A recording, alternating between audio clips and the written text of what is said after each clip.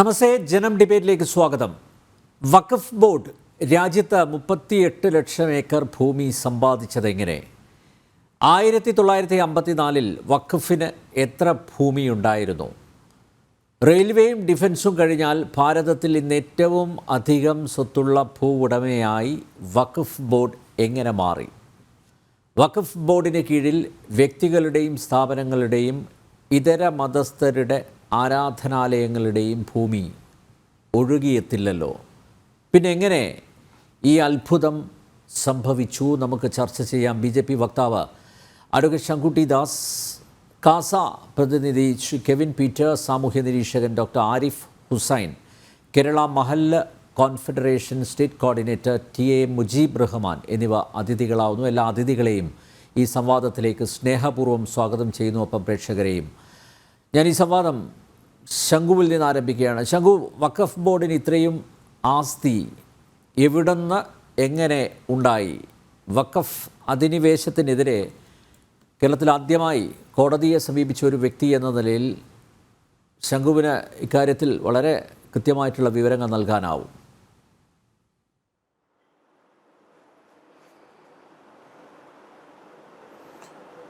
നോക്കൂ, നമ്മുടെ രാജ്യത്തെ വഖഫ് ഭൂമിയുടെ എക്സ്റ്റെൻറ്റ് വളരെയേറെ വർദ്ധിക്കുന്നത്, ക്രമാനുഗതമായി വർദ്ധിക്കുന്നത് കഴിഞ്ഞ 30 വർഷത്തിനിടയിലാണ് എന്നുള്ളതൊരു കൗതുകമാണ്. കാരണം വഖഫിൻ്റെ സങ്കല്പം 1913 മുതലെങ്കിലും ഉണ്ട്. 1913 ആദ്യമായിട്ടൊരു നിയമം, മുസൽമാൻ വഖഫ് ആക്ട് എന്ന് പറയുന്ന നിയമം ബ്രിട്ടീഷുകാരുടെ കാലഘട്ടത്തിൽ നിർമ്മിക്കപ്പെടുന്നത്. അതിനുശേഷം സ്വതന്ത്ര ഇന്ത്യയിൽ ജനാധിപത്യത്തിന് ശേഷം നമ്മൾ 1954 വഖഫ് ആക്ട് ഉണ്ടാക്കി, 1995 വഖഫ് ആക്ട് ഉണ്ടാക്കി, 2013 വഖഫ് അമെൻമെൻറ്റ് വന്നു. എന്നാൽ ഈ 95 വഖഫ് ആക്ടിന് ശേഷമാണ് രാജ്യത്തുള്ള വഖഫ് ഭൂമിയുടെ തോത് ഇത്രയേറെ വർദ്ധിച്ചത് എന്ന് നമുക്ക് കാണാൻ സാധിക്കും. അതായത് 1995 നമ്മൾ വഖഫ് നിയമം രൂപീകരിക്കുന്ന ഘട്ടത്തിൽ നടത്തിയിട്ടുള്ള സർവേയിൽ ഇന്ത്യയിലെ ആകെ വഖഫ് ഭൂമിയുടെ തോതായിട്ട് എക്സ്റ്റെൻഡ് ആയിട്ട് പറഞ്ഞിട്ടുള്ളത് 4.5 ലാക്ക് ഏക്കേഴ്സ് ആണ്. 4.5 ലക്ഷം ഏക്കർ ഭൂമി വഖഫ് ഭൂമി ഉണ്ട് എന്നാണ്. എന്നാൽ 2006 രജീന്ദ്ര സച്ചാർ കമ്മിറ്റി റിപ്പോർട്ട് സമർപ്പിക്കപ്പെടുന്ന ഘട്ടത്തിൽ ആ കമ്മിറ്റി വഖഫ് പ്രോപ്പർട്ടിയുടെ സർവേ നടത്തിയിട്ടുണ്ട്. 2006 രജീന്ദ്ര സച്ചാർ കമ്മിറ്റി റിപ്പോർട്ടിൽ പറയുന്നത് ഇന്ത്യയിലെ ആകെ വഖഫ് പ്രോപ്പർട്ടിയുടെ എക്സ്റ്റെൻഡ് 6 ലക്ഷം ഏക്കർ ആണെന്നാണ്. അപ്പോൾ 4 ലക്ഷം ഏക്കർ 10 വർഷം കൊണ്ട് 6 ലക്ഷം ഏക്കറായി മാറുകയാണ്. ഇപ്പോൾ 2024 വഖഫ് ഭേദഗതി നിയമം പാർലമെന്റ് ചർച്ച ചെയ്തുകൊണ്ടിരിക്കുന്ന ഘട്ടത്തിൽ ഇപ്പോഴത്തെ കണക്ക് പ്രകാരം 8.4 ലക്ഷം പ്ലോട്ടുകളിലായിട്ട് 9.2 ലക്ഷം ഏക്കർ ഭൂമി വഖഫ് ഭൂമിയായിട്ടുണ്ട് എന്നാണ്. 1.2 ലാക്ക് ക്രോർ ആസ്തിയുള്ള 1.2 ലക്ഷം കോടി രൂപ മൂല്യം വരുന്ന 9 ലക്ഷം ഏക്കറോളം ഭൂമി. അതാണ് അങ്ങ് പറഞ്ഞതുപോലെ മിനിസ്ട്രി ഓഫ് ഡിഫൻസ് കഴിഞ്ഞാൽ, മിനിസ്ട്രി ഓഫ് റെയിൽവേസ് കഴിഞ്ഞാൽ പിന്നെ ഈ രാജ്യത്തെ ഏറ്റവും വലിയ ഭൂവുടമസ്ഥനായിട്ട് വഖഫ് ബോർഡ് മാറിയിട്ടുണ്ട്. എങ്ങനെയാണ് ഈ വഖഫിൻ്റെ ഭൂമി ഇങ്ങനെ വർദ്ധിച്ചതെന്ന് ചോദിച്ചു കഴിഞ്ഞാൽ, ചരിത്രപരമായി ആദ്യത്തെ വഖഫിനെ പറ്റി നമ്മൾ മനസ്സിലാക്കുന്നത് മുഹമ്മദ് ഗോറി നടത്തുന്ന വഖഫാണ്. മുഹമ്മദ് ഓഫ് ഗോർ അല്ലെങ്കിൽ ഗുരാദ് ഡൈനാസ്റ്റിയുടെ ഭാഗമായിരുന്ന 1275 ഇന്ത്യ ആക്രമിക്കുന്ന, മുൾട്ടാൻ ആക്രമിക്കുന്ന മുഹമ്മദ് ഗോറി അയാൾ പിടിച്ചെടുക്കുന്ന ഗ്രാമങ്ങൾ വഖഫ് ചെയ്യുന്നതായി കാണിക്കുന്നുണ്ട്. അങ്ങനെയാണ് യഥാർത്ഥത്തിൽ ഇന്ത്യയിലെ വഖഫ് ഇസ്ലാമിക ഭരണാധികാരികളുടെ നേതൃത്വത്തിൽ അവിടെ ഇൻവേഷൻസ് നടന്നപ്പോൾ, റെയ്ഡ് നടന്നപ്പോൾ, ആക്രമണങ്ങൾ നടത്തിയപ്പോൾ പിടിച്ചെടുക്കുന്ന ഭൂമിയിൽ പലതും അവിടെ ജീവിക്കുന്ന ജനങ്ങൾക്ക് യാതൊരു പരിഗണനയും കൊടുക്കാതെ ഇത് മുഴുവൻ അള്ളാഹുവിൻ്റെ വസ്തുവായിട്ട്, അള്ളാഹുവിൻ്റെ പ്രോപ്പർട്ടി ആയിട്ട് ഡെഡിക്കേറ്റ് ചെയ്യുന്ന പ്രവണതയിൽ നിന്നാണ്. എന്നാൽ യഥാർത്ഥത്തിൽ അത് വഖഫ് അല്ല എന്നുള്ളതാണ് നമ്മൾ അവിടെ മനസ്സിലാക്കേണ്ടത്. കാരണം ഇസ്ലാമിക നിയമപ്രകാരം വഖഫ് അലൽ ഔലാദ് എന്ന് പറയുന്ന കണ്ടീഷൻ സാറ്റിസ്ഫൈ ചെയ്യണമെങ്കിൽ ഒരാൾ വഖഫ് ചെയ്ത ഭൂമി അയാൾക്ക് അർഹതപ്പെട്ട ഭൂമിയായിരിക്കണം. മറ്റാരെങ്കിലും വഞ്ചിച്ചോ ബലപ്രയോഗത്തിലൂടെയോ തട്ടിയെടുത്തിട്ടുള്ള ഭൂമിയാവാൻ പാടില്ല. ആ ഭൂമി ഇയാളൊരു പ്രാക്ടീസിങ് മുസ്ലിം ആയിരിക്കണം. ഈ ഭൂമി സാക്ഷികളുടെയോ മറ്റോ സാന്നിധ്യത്തിൽ വേണം വഖഫ് ചെയ്തിരിക്കേണ്ടത് എന്നൊക്കെ പറയുന്നുണ്ട്. ഇപ്രകാരം യാതൊരു തരത്തിലും തങ്ങൾക്ക് അർഹതപ്പെട്ടതല്ലാത്ത ഭൂമി യഥാർത്ഥ ഉടമസ്ഥന്മാരുടെ ഇച്ഛയ്ക്ക് വിരുദ്ധമായി വാളിൻ്റെ ബലം കൊണ്ട് പിടിച്ചെടുത്ത് വഖഫ് നടത്തുന്നത് വഖഫാണോ എന്നുള്ള ചോദ്യം നമ്മൾ ഉയർത്തി കഴിഞ്ഞാൽ യഥാർത്ഥത്തിൽ ഇന്ത്യയിലെ ആദ്യത്തെ വഖഫ് തന്നെ നിയമവിധേയമായിട്ടുള്ള വഖഫല്ല. ഈ വഖഫ് എന്ന് പറയുന്ന സങ്കല്പം തന്നെ നിലനിൽക്കുന്നതല്ല നമുക്ക് വേണമെങ്കിൽ വാദിക്കാൻ സാധിക്കും. ഏതായാലും പിന്നീട് നമ്മൾ ബ്രിട്ടീഷ് ഭരണകാലഘട്ടത്തിലാണ് ഇതിനൊരു റെഗുലേഷൻ കൊണ്ടുവരാൻ ശ്രമിക്കുന്നത്. കാരണം ആദ്യഘട്ടത്തിൽ ഇംഗ്ലീഷ് നിയമം ഈ വഖഫിനെ അംഗീകരിച്ചിരുന്നതേ ഇല്ല. ഈ പറയുന്ന പോലെ അർഹമല്ലാത്ത ഭൂമി ഈ പറയുന്ന ഭരണാധിപന്മാർ പിടിച്ചെടുത്തിട്ട് ഒരു ഗ്രാമമൊക്കെ പൂർണ്ണമായിട്ട് വഖഫ് ചെയ്യണം.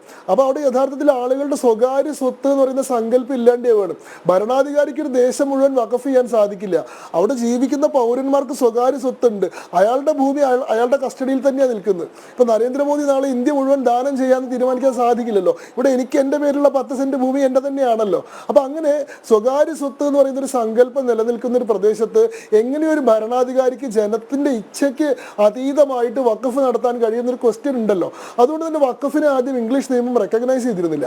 എന്നാൽ പിന്നീട് റിവോൾട്ട് ഓഫ് 1857 ശേഷമൊക്കെ ഉണ്ടാകുന്ന ഇന്ത്യയിലെ രാഷ്ട്രീയ പശ്ചാത്തലത്തിൽ ബ്രിട്ടീഷുകാരും മുസ്ലിം രാഷ്ട്രീയ കക്ഷികളും തമ്മിൽ വലിയ സൗഹൃദത്തിലും വലിയ ലോക്യത്തിലാവുന്ന ഒരു സാഹചര്യം നമ്മൾ കാണുന്നുണ്ട്. കാരണം റിവോൾട്ട് ഓഫ് 1857 ഭയങ്കര ബ്രൂട്ടലി സപ്രസ് ചെയ്യപ്പെടുന്ന റിവോൾട്ടാണ്. അതിനുശേഷം കുറച്ചു കാലത്തേക്ക് മുസ്ലിങ്ങളെ സർക്കാർ സർവീസുകളിലൊന്നും പ്രവേശിപ്പിക്കാതിരിക്കുകയും അവർക്ക് വളരെ ഡിസ്പ്രപ്പോർഷനേറ്റ് ആയിട്ടുള്ള ട്രീറ്റ്മെന്റ് ഉണ്ടാവുകയൊക്കെ ചെയ്യുന്നുണ്ട്. ഇതിനെ തുടർന്ന് ഇന്ത്യയിലെ മുസ്ലിം സമൂഹം ഞങ്ങൾ ഈ പറയുന്ന ഒന്നാം സ്വാതന്ത്ര്യ യുദ്ധം എന്ന് വിളിക്കുന്ന റിവോൾട്ട് ഓഫ് 1857 പങ്കെടുത്തതുകൊണ്ട് നമ്മൾ വല്ലാതെ നഷ്ടം സഹിക്കേണ്ടി വന്നു. ബ്രിട്ടീഷുകാരുടെ അപ്രീതി സമ്പാദിക്കേണ്ടി വന്നു. മറ്റുള്ള വിഭാഗത്തിൽപ്പെടുന്ന ആളുകളെല്ലാം സർക്കാർ ജോലികളിലും വിദ്യാഭ്യാസത്തിലൊക്കെ മുന്നിട്ട് നിൽക്കുമ്പോൾ നമ്മൾ മാത്രം വിവേചനത്തിന് ഇരയാവുന്ന ഒരു ചിന്ത അവർക്കിടയിൽ ഉണ്ടായി. അതുകൊണ്ട് തന്നെ അതിനെ ഓവർ കോമ്പൻസേറ്റ് ചെയ്യാൻ വേണ്ടി വളരെ വലിയ വിധേയത്വം ബ്രിട്ടീഷുകാരോട് കാണിച്ചു തുടങ്ങിയിട്ടുള്ള ഒരു പ്രവണത ഉണ്ടായി. അങ്ങനെയാണ് സർ സയ്യിദ് അഹമ്മദ് ഖാന്റെ നേതൃത്വത്തിൽ 1860 ലോയൽ മുഹമ്മദൻസ് ഓഫ് ഇന്ത്യ എന്ന് പറയുന്ന ഒരു മൂവ്മെന്റ് ഉണ്ടാകും. അദ്ദേഹം ഒരു പുസ്തകം തന്നെ എഴുതിയിട്ടുണ്ട് ആ പേരിൽ, ലോയൽ മുഹമ്മദൻസ് ഓഫ് ഇന്ത്യ എന്ന്. ഈ സർ സയ്യിദ് അഹമ്മദ് ഖാന്റെ നേതൃത്വത്തിലാണ് മുസ്ലിങ്ങൾക്കിടയിൽ ഇംഗ്ലീഷ് വിദ്യാഭ്യാസം പ്രചരിപ്പിക്കുന്നതിന്റെ ഭാഗമായിട്ട് അലിഗർ മുസ്ലിം സർവകലാശാല എന്ന് പറയുന്ന വിദ്യാഭ്യാസ സ്ഥാപനം ആരംഭിക്കുന്നത്. ഈ അലിഗർ മുസ്ലിം സർവകലാശാലയിൽ പഠിച്ചിറങ്ങുന്ന ഫസ്റ്റ് ജനറേഷൻ വിദ്യാർത്ഥികളാണ് മുസ്ലിം ലീഗ് എന്ന് പറയുന്ന ഒരു പ്രസ്ഥാനം ആരംഭിക്കുന്നത്. മുസ്ലിം ലീഗ് ബ്രിട്ടീഷുകാരോട് അലൈൻ ചെയ്ത് നിന്നിരുന്ന പ്രസ്ഥാനമാണ്. ഇംഗ്ലീഷ് ഭാഷ, ഇംഗ്ലീഷ് വേഷഭൂഷം, ഇംഗ്ലീഷ് ജീവിത ശൈലികളൊക്കെ പകർത്തിയിരുന്ന, ഇംഗ്ലീഷ് സമൂഹവുമായിട്ട് വളരെ അടുത്ത് ഇടപഴകിയിരുന്ന, നിങ്ങളുമായിട്ട് അസിമിലേറ്റ് ചെയ്യാൻ ഏറ്റവും നന്നായി സാധിക്കും ഞങ്ങൾക്കാണ് ഹിന്ദുക്കളെക്കാൾ കൂടുതൽ, അതുകൊണ്ട് ഞങ്ങളെയാണ് നിങ്ങൾ കൂടുതൽ പരിഗണിക്കേണ്ടത് എന്ന് ബ്രിട്ടീഷുകാരെ ബോധ്യപ്പെടുത്താൻ വേണ്ടി ഉണ്ടായിട്ടുള്ള ഒരു എലൈറ്റ് ക്ലാസ് ആയിരുന്നു അത്.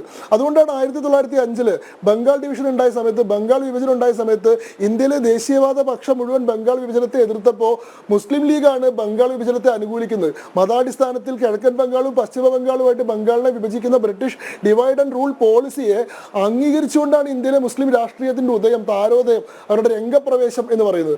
1914 വരെ ഒന്നാം ലോക മഹായുദ്ധ സമയത്ത് ബ്രിട്ടീഷ് ആർമിയിലേക്ക് ആളുകളെ റിക്രൂട്ടിംഗ് ക്യാമ്പുകൾ നടത്തി എൻറോൾ ചെയ്ത് കൊടുക്കുന്ന പണി വരെ മുസ്ലിം ലീഗ് ചെയ്തിട്ടുണ്ട്. ഇവർ ബ്രിട്ടീഷുകാർ തമ്മിൽ തെറ്റുന്നത് എപ്പോഴാണെന്ന് വെച്ചാൽ ഈ ഒന്നാം ലോക മഹായുദ്ധത്തിന് ശേഷം തുർക്കിയിലെ ഖലീഫ സ്ഥാനഭ്രഷ്ടനാവുകയും അദ്ദേഹത്തിന്റെ അധികാര പരിധിയൊക്കെ ബ്രിട്ടീഷുകാർ എടുത്തു കളയുകയും ചെയ്തപ്പോഴാണ് തുർക്കിയിലെ ഖലീഫയെ പുനഃസ്ഥാപിക്കണമെന്ന് പറഞ്ഞുകൊണ്ടാണ് ഇന്ത്യയിൽ ഖിലാഫത്ത് ഉണ്ടാവുന്നു, ഇന്ത്യയിലെ മുസ്ലിം രാഷ്ട്രീയവും ബ്രിട്ടീഷുകാരും തമ്മിൽ തെറ്റുകയും ചെയ്യുന്നു. അതുവരെയുള്ള സമയത്ത് ഇവർ വളരെ ലോക്യത്തിലായിരുന്നു, വളരെ സൗഹൃദത്തിലായിരുന്നു 1917 വരെ. ആ സമയത്താണ് ഇവരുടെ ചില ഡിമാൻഡുകൾ അംഗീകരിച്ചു കൊടുക്കാനും ഇവരുടെ വഖഫിന് ലീഗാലിറ്റി കൊടുക്കാനും ഈ പറയുന്ന വഖഫ് ഭൂമിയൊക്കെ വഖഫ് ബോർഡ് എന്ന് പറയുന്ന സംവിധാനത്തിന് കീഴിലേക്ക് ആക്കാനും അതിനൊരു ലീഗലായിട്ടുള്ള ഒരു സാങ്ക്ടിറ്റി കൊടുക്കാനും ഒക്കെ ബ്രിട്ടീഷുകാർ തയ്യാറാവുന്നത്. പിന്നീട് ആ നിയമം 1923 പരിഷ്കരണത്തിന് വിധേയമായി. പക്ഷെ 1954 നമ്മൾ സ്വതന്ത്ര ഇന്ത്യയിൽ ഒരു വഖഫ് നിയമം ഉണ്ടാക്കി. ആ നിയമം ഉണ്ടാക്കിയപ്പോൾ നമ്മൾ ചെയ്തിട്ടുള്ള വേറൊരു പരിപാടി എന്താണെന്ന് വെച്ചാൽ ഇവാക്വി പ്രോപ്പർട്ടീസ് ആക്ട് എന്ന് പറഞ്ഞിട്ട് വേറൊരു നിയമം ഉണ്ടാക്കി. അതായത് സാധാരണഗതിയിൽ ഏത് രാജ്യത്തും എനിമി പ്രോപ്പർട്ടി എന്ന് പറയുന്നൊരു സങ്കല്പമുണ്ട്. ഒരു പൗരൻ അയാളുടെ രാജ്യം ഉപേക്ഷിച്ചുകൊണ്ട് ഒരു ശത്രു രാജ്യത്തിലേക്ക് പോയി കഴിഞ്ഞാൽ അയാളുടെ സ്വത്ത് സ്റ്റേറ്റിന്റെ പ്രോപ്പർട്ടിയായി മാറും. ഇപ്പൊ ഇന്ത്യ വിഭജന സമയത്ത് പാകിസ്ഥാനിൽ നിന്നോ അല്ലെങ്കിൽ ബംഗ്ലാദേശിൽ നിന്നോ ആ പ്രദേശം ഉപേക്ഷിച്ച് ഇന്ത്യയിലേക്ക് വന്നിട്ടുള്ള മുഴുവൻ ആൾക്കാരുടെയും മുഴുവൻ ഹിന്ദുക്കളുടെയും പ്രോപ്പർട്ടി അവിടെ പാകിസ്ഥാനിലാണെങ്കിലും ബംഗ്ലാദേശിലാണെങ്കിലും സ്റ്റേറ്റ് പ്രോപ്പർട്ടിയാണ്, ഗവൺമെന്റിന്റെ പ്രോപ്പർട്ടിയാണ്. പക്ഷെ നേരെ തിരിച്ച് ഇന്ത്യയിൽ നമ്മൾ വഖഫ് ആക്ടിന് കീഴിൽ വേറൊരു പ്രൊവിഷൻ കൊണ്ടുവന്നു. അതാണ് 1965 ഇവാക്വി പ്രോപ്പർട്ടി ആക്ട് എന്ന് പറയുന്ന ആക്ട്. ആ നിയമത്തിൽ പറയുന്നത് ഇന്ത്യയിൽ നിന്ന് പാകിസ്ഥാനിലേക്കോ ബംഗ്ലാദേശിലേക്കോ ഒരു മുസ്ലിം അയാളുടെ ഭൂമി ഉപേക്ഷിച്ച് പോയിട്ടുണ്ടെങ്കിൽ അയാളുടെ ഭൂമി ഗവൺമെന്റിന്റെ ഭൂമിയല്ല, പിന്നെയോ അത് വഖഫിന്റെ ഭൂമിയാണ് എന്നുള്ളതാണ്. അപ്പൊ എനിമി പ്രോപ്പർട്ടി എന്ന് പറയുന്ന സങ്കല്പം എടുത്തു കളഞ്ഞുകൊണ്ട് നമ്മൾ ആ പ്രോപ്പർട്ടി കൂടി വഖഫാക്കി. അപ്പൊ ഇങ്ങനെയൊക്കെയാണ് കാലാകാലങ്ങളിൽ ചരിത്രപരമായിട്ട് വഖഫിന്റെ എക്സ്റ്റെന്റ് കൂടിയത്. പക്ഷെ വഖഫിന്റെ എക്സ്റ്റെന്റ് ഇത്രയും കൂടാനുള്ള ഏറ്റവും പ്രധാനമായിട്ടുള്ള കാരണം 1995 നമ്മൾ വഖഫ് ആക്ട് എന്ന് പറയുന്ന ഒരു നിയമം കൊണ്ടുവന്നപ്പോൾ അവിടെ നമ്മൾ അതിൽ സെക്ഷൻ 40 എന്ന് പറയുന്ന ഒരു ക്ലോസ് ഇൻക്ലൂഡ് ചെയ്തു. എന്താ സെക്ഷൻ 40 പറയുന്നത്? ഏതെങ്കിലും ഒരു ഭൂമി വഖഫ് ഭൂമിയാണോ അല്ലയോ എന്ന് തീരുമാനിക്കാനുള്ള അധികാരം വഖഫ് ബോർഡിന് തന്നെ ആയിരിക്കുന്നതാണ്. വളരെ വിചിത്രമായിട്ടുള്ള ഒരു പ്രൊവിഷനാണ്, സാമാന്യ നീതിയുടെ പോലും ലംഘനമാണ്. എന്താണ് സാമാന്യ നീതിയുടെ തത്വം? Nobody shall be a judge in his own cause. ഒരാൾ ഉൾപ്പെട്ടിട്ടുള്ള തർക്കത്തിൽ അയാൾ തന്നെ ന്യായാധിപനാവാൻ പാടില്ല. ഇപ്പൊ ഞാനും അനിൽ നമ്പ്യാരും കൂടി ഒരു തർക്കമുണ്ട്. ഈ തർക്കത്തിൽ നമുക്ക് രണ്ടാൾക്ക് സമ്മതനായിട്ടുള്ള ഒരു മൂന്നാമനായിരിക്കണം ജഡ്ജിയായിട്ട് വരേണ്ടത്. അപ്പോഴേ അതിൽ ഒബ്ജക്ടിവിറ്റി ഉണ്ടാവുള്ളൂ, നിഷ്പക്ഷത ഉണ്ടാവുള്ളൂ. ഞാൻ തന്നെ ഈ കേസിൽ വിധി പറഞ്ഞോളാം ഞാൻ പറഞ്ഞാൽ ഞാൻ എനിക്ക് അനുകൂലമായിട്ടല്ലേ വിധി പറയുള്ളൂ. ഇവിടെ നോക്കൂ, ഒരു ഭൂമി വഖഫാണോ അല്ലയോ എന്ന് തീരുമാനിക്കാനുള്ള അധികാരം നിങ്ങൾ വഖഫ് ബോർഡിന് കൊടുത്തു കഴിഞ്ഞാൽ സ്വാഭാവികമായിട്ട് ആ ഭൂമി വഖഫായി മാറുകയല്ലേ ചെയ്യുക. അപ്പോൾ ഈ നിയമത്തിലെ സെക്ഷൻ 40 പറയുന്നത് in case of a question whether a property is a waqf or not the waqf board may itself decide എന്നാണ് പറയുന്നത്. ഒരു ഭൂമി വഖഫ് ഭൂമിയാണോ അല്ലയോ എന്നൊരു ചോദ്യം ഉടലെടുക്കുന്ന സാഹചര്യത്തിൽ വഖഫ് ബോർഡ് ആവശ്യമായിട്ടുള്ള പരിശോധനകളൊക്കെ നടത്തി അതിന് ബോധ്യപ്പെടുന്നതിന്റെ അടിസ്ഥാനത്തിൽ സ്വയമേവ തീരുമാനമെടുക്കാം. ഇങ്ങനെ തീരുമാനമെടുത്തിട്ട് എന്ത് സംഭവിച്ചു? 4 ലക്ഷം ഏക്കർ ഭൂമി 6 ലക്ഷം ഏക്കറായി, ഇപ്പൊ 9 ലക്ഷം ഏക്കറായി. ഇപ്പൊ അത് 30 ലക്ഷം ഏക്കറിനടുത്ത് എത്തിയത് JPCയുടെ മുന്നിൽ വന്നിട്ടുള്ള സബ്മിഷൻസിൽ പറയുന്നു. കാരണം ഓരോ ദിവസവും കൂടുതൽ ഏക്കർ കണക്കിന് ഭൂമി വഖഫ് ബോർഡ് ക്ലെയിം ചെയ്ത് പോവാണ്. നമ്മൾ ഈ തർക്കം ഉടലെടുക്കുന്ന സമയത്ത് മുനമ്പത്തെ വിഷയം മാത്രമേ ഉണ്ടായിരുന്നുള്ളൂ, മുനമ്പത്തെ 400 ഏക്കറിന്റെ വിഷയം മാത്രമേ ഉണ്ടായിരുന്നുള്ളൂ. ഇപ്പൊ നമ്മൾ ചർച്ച ചെയ്ത് വരുമ്പോൾ കേരളത്തിൽ എത്ര ഏക്കർ ഭൂമി ഇപ്പോൾ വഖഫ് ബോർഡ് ക്ലെയിം ചെയ്യുന്നുണ്ട്? മാനന്തവാടിയിൽ 5 കുടുംബങ്ങളുടേതായിട്ട് 4.7 ഏക്കർ ഭൂമി ക്ലെയിം ചെയ്യുന്നുണ്ട്. തളിപ്പറമ്പ് ടൗണിൽ തളിപ്പറമ്പ് രാജരാജേശ്വര ക്ഷേത്രം ഉൾപ്പെടെ 600 ഏക്കർ ഭൂമി അവർ ക്ലെയിം ചെയ്യുന്നുണ്ട്. ഞാനിപ്പോൾ സംസാരിക്കുന്ന പാലക്കാട് നിന്നാണ്. പാലക്കാട് കൽപ്പാത്തി, നൂറണി, ധോണി എന്നിവിടങ്ങളിലൊക്കെ ആയിട്ട് ഏക്കർ കണക്കിന് ഭൂമി വഖഫ് ബോർഡ് ക്ലെയിം ചെയ്യുന്നുണ്ട്.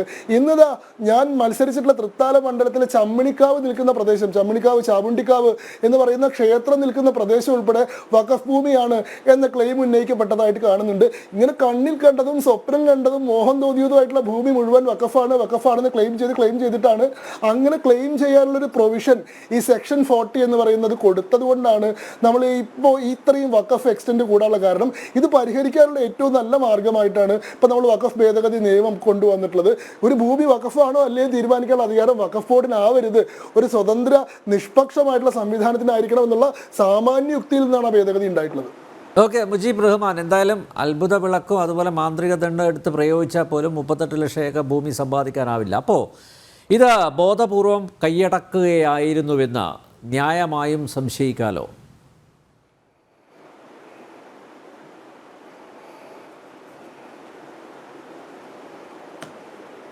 ഹലോ, ചോദ്യം കേൾക്കുന്നില്ല. അല്ല, മുജീബ് റഹ്മാനോടാണ് ചോദിച്ചത്. ശ്രീ മുജീബ് റഹ്മാൻ,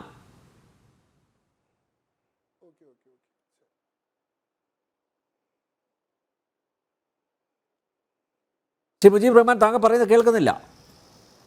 കേന്ദ്ര ഗവൺമെന്റ് നടപ്പിലാക്കാൻ ഉദ്ദേശിക്കുന്ന വഖഫ് കേൾക്കുന്നില്ല. ഹലോ, പറഞ്ഞോളൂ, ഇപ്പൊ കേൾക്കാം. കേന്ദ്ര ഗവൺമെന്റ് നടപ്പിലാക്കാൻ ഉദ്ദേശിക്കുന്ന വഖഫ് നിയമ ഭേദഗതിയുമായി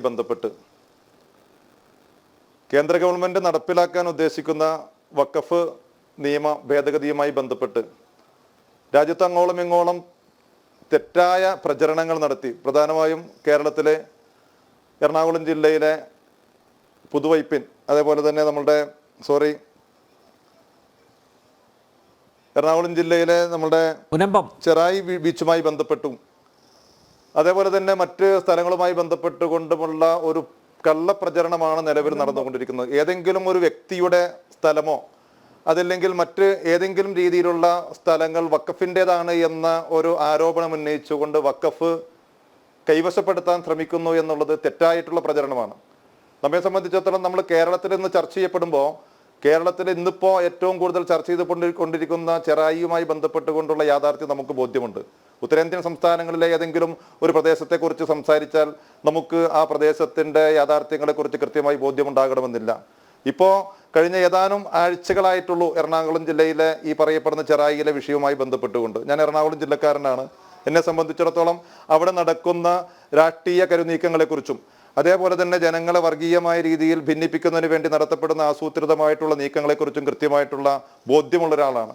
അപ്പോൾ അതുകൊണ്ട് തന്നെ വഖഫ് നിയമത്തിൻ്റെ പേരിൽ ഒരുപാട് ഏക്കർ കണക്കിന് ലക്ഷക്കണക്കിന് ഏക്കർ ഭൂമി കൈവശപ്പെടുത്താൻ വേണ്ടി ശ്രമിക്കുന്നു എന്നുള്ളത് കള്ളപ്രചരണമാണ്.